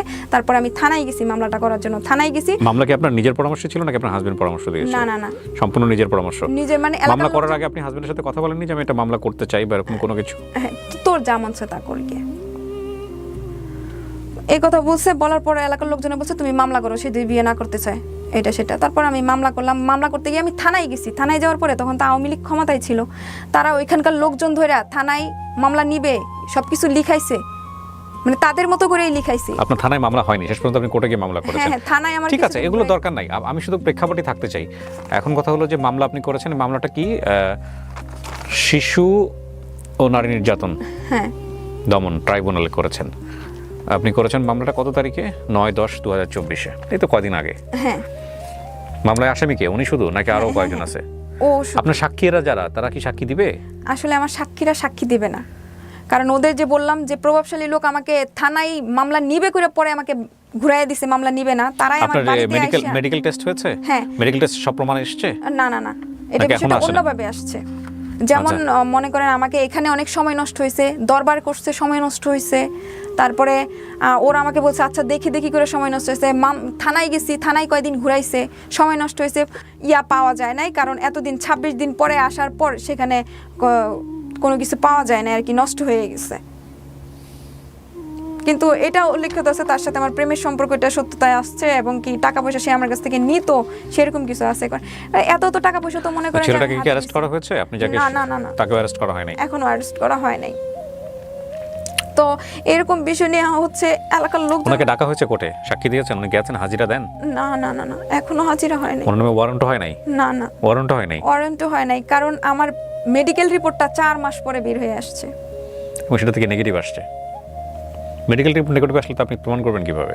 4 মাস পরে হয়েছে, যেহেতু আমাকে এতদিন এখানে উল্লেখিত আছে, যেহেতু আমার থানায় ঘুরাইছে, তারপর কোর্টে আসতে আসতে 26 দিন পরে নষ্ট হয়ে গেছে, সেটা কি আমার দোষ? আমাকে এলাকার মানুষ, এবং কি ওরা যে আমার সাক্ষীদেরকে হুমকি দিছে, আমি সেটার ভিডিও করে রাখছি, মানে সব যাদেরকে সাক্ষী দিছি ওদের লোক পাঠাইছে, আমার বাড়ির সামনে এসে হুমকি দিছে, সবাই সব সাক্ষীরা রাতে আমাকে। আপনার কাছে কি এমন কোনো ভিডিও ফুটেজ আছে যেটা দ্বারা আপনি প্রমাণ করতে পারেন যে ওর সঙ্গে আপনার সম্পর্ক হয়েছিল? ও তো প্রমাণ করার জন্য ও তো ফুটেজ রেখে দিয়েছে আপনার কথা অনুসারে। আপনার কাছে কি এমন কোনো ফুটেজ আছে? না না, আমার কাছে এমন কোনো ফুটেজ নাই, কারণ আমার বাচ্চারা আমার ফোন ধরতো, এরকম কিছু বিষয় রাখার মতো না। আবার ওর একটা জিনিস কি ছিল, ও আমার সাথে যত মেসেজ করতো, ও কি করতো, স্ক্রিন শেয়ার দিয়া সব ডিলিট করে প্রতিদিন ঘুমাইতো। আপনাদের হাজবেন্ডের, মানে আপনার যে মামাতো ভাইয়ের সঙ্গে বিয়ে হয়েছিল, এই সম্পর্কটা কি আছে নাকি এটা ডিভোর্স হয়ে গেছে? ডিভোর্স হয়ে গেছে। ডিভোর্স হয়ে গেছে। ও আমার হাজবেন্ডকে যখন ফোন দিত, ওটা বাদ দেন, কি কারণে ফোন দিত, কি হতো না, তো প্রেক্ষাপট আপনার কাছ থেকে যে একভাবে শুনলাম, ওই ছেলেটার কাছ থেকে যদি আমি বক্তব্য শুনি, বা এই ছেলে যদি আসে আমাদের এই পুরো বক্তব্য শোনার পরে সে যদি তার বক্তব্য দিতে চায় এখানে, সে যদি মনে করেন আমি ফেস হব, যদিও তার পরিচয় সমস্ত কিছু আমি এখানে গোপন রেখেছি, কারণ এটা বিচারাধীন বিষয়, এটা কোর্ট নিবে। এবং এই বক্তব্য যা উনি এখানে দিয়েছেন, এটা যেহেতু মামলা বা বিচারাধীন বিষয়, সুতরাং মহামান্য আদালত যে সিদ্ধান্ত দিবে সেটাই চূড়ান্ত সিদ্ধান্ত। তবে আমাদের এই ভিডিওর, মানে আমাদের এই অনুষ্ঠানের কোনো ফুটেজই ওনার স্বীকারোক্তি হিসেবে নেওয়া, ওনার পক্ষে বা বিপক্ষে, এটাকে আমরা ব্যবহারের জন্য অবশ্যই উৎসাহ দেব না, কারণ এটা সম্পূর্ণ নন ইনভেস্টিগেটেড। হ্যাঁ, গল্প প্রচারের অ্যাঙ্গেলটা কেন তাহলে? গল্প প্রচার করেছি সেলফ লার্নিংয়ের জায়গাটা থেকে। উনি কিন্তু ওনার অপরাধগুলি এখানে স্বেচ্ছায় অকপটে স্বীকার করেছেন। সে আসলে এরকম করেছে কিনা, কে আগে এসছে, কে পরে গেছে, সেগুলোর বিষয়গুলো আমরা সত্যতা নিরূপণ করছি না। এবং যাকে নিয়ে উনি গল্পটা বলেছেন তার সমস্ত পরিচয় এখানে গোপন রাখা হয়েছে, এবং তাকেও আমরা এখানে হাইলাইট করছি না। তবে হ্যাঁ, কেউ যদি স্বেচ্ছায় এসে বলেন যে না আমি সেই লোক এবং আমারও কিছু বক্তব্য আছে এই গল্পের প্রেক্ষাপটে, আমরা সেই সুযোগ অবশ্যই তাকে দিব। তো সেটা বুদ্ধিমানের পরিচয় হবে না বলে আমি মনে করছি। তো এখানে একটা কথা অবশ্যই আমি বলতে চাই, সেটা হলো যে কেন এই গল্পটা মানে আজকে লাখ লাখ মানুষ, কোটি কোটি মানুষের সামনে বললেন, এবং সারাটা জীবন এই গল্পটা থেকে যাবে। এটা এত বড় একটা দুঃসাহস বাংলাদেশের সামাজিকতার কথা চিন্তা করে কেন করলেন? আমি এই গল্পটা বলার উদ্দেশ্য হচ্ছে কি, আমি তো কোনো পর্যায়ে বিচার পাচ্ছি না, টাকার কাছে নাকি সবকিছু হেরে যায়। আপনি কি বিচার চান? আপনার জীবনের সাথে যে অবিচারটা হয়ে গেল, ধরেন এই ছেলেটার বিচার হলো, ছেলেটার জেল হলো, ধরেন আপনার জীবনের সাথে যেটা ঘটে গেছে, এইটার আপনি আর কোনোদিন পূরণ করতে পারবেন না? কোনোদিন পূরণ করতে পারবো না। আপনার 3 সন্তানের কাছে আপনি যা হলেন, আপনার হাজব্যান্ডের কাছে আপনি যেটা হলেন, বা আপনি লোক সমাজের কাছে যেটা হলেন, এই ক্ষতিটা কি আপনি এর বিচার দিয়ে পূরণ করতে পারবেন? না, আমি চাচ্ছিলাম, আমার যা হয়ে গেছে, আমি তো এখন আমার বাবার কাছেও আশ্রয় পাইতেছি না, মানে আশ্রয়হীন আছি, মানে না থাকার মতো। একই এলাকায় এইভাবে থাকতে পারবো না, ওর বাড়ির সামনে দিয়ে আমার বাড়িতে যাইতে হয়, যেহেতু ওইখানেও আমার আশ্রয়টা নাই, কোনো জায়গায় আশ্রয় নাই। তো আমি যাইতেছি না আর কোনো পাপে জড়াইতে। ওকে বলছিলাম, আমি এলাকার লোকজনদের পায়ে ধরে বলছিলাম যে ও আমাকে একবার ওর নামটা দিক, আমি গিয়ে না চাকরি করে খামু, যে কোনো কাজ করে খামু। নামটা কি দেখ? ও আমাকে বিয়ে করো। আচ্ছা, ও আমাকে বিয়ে করো, আমি দূরে গিয়ে চাকরি করে খামু। ও যদি বলে আমি কাউকে বলতে পারবো আমার জামাই আছে। আমার প্রত্যেকটা দিন আমার একটা করে মৃত্যু হইতাছে। আমি এইভাবে মরতে চাই না, আমি হয়তো আত্মহত্যা করতাম কিন্তু করি নাই। আমি যদি আত্মহত্যা করি তাহলে গোপনে এটা শেষ হয়ে যাবে, আর কেউ জানতে পারবে না। যখন আমি আমার সন্তানদের কাছে খারাপ, আমার স্বামীর কাছে খারাপ, আমার ফ্যামিলির কাছে খারাপ, মা বাবার কাছে খারাপ, সবার কাছে আমি খারাপ। তাই আমি চাইতেছি যে আমার একটা কঠিন মৃত্যু দেখ, যে মৃত্যুটা সবাই দেখতে পারে।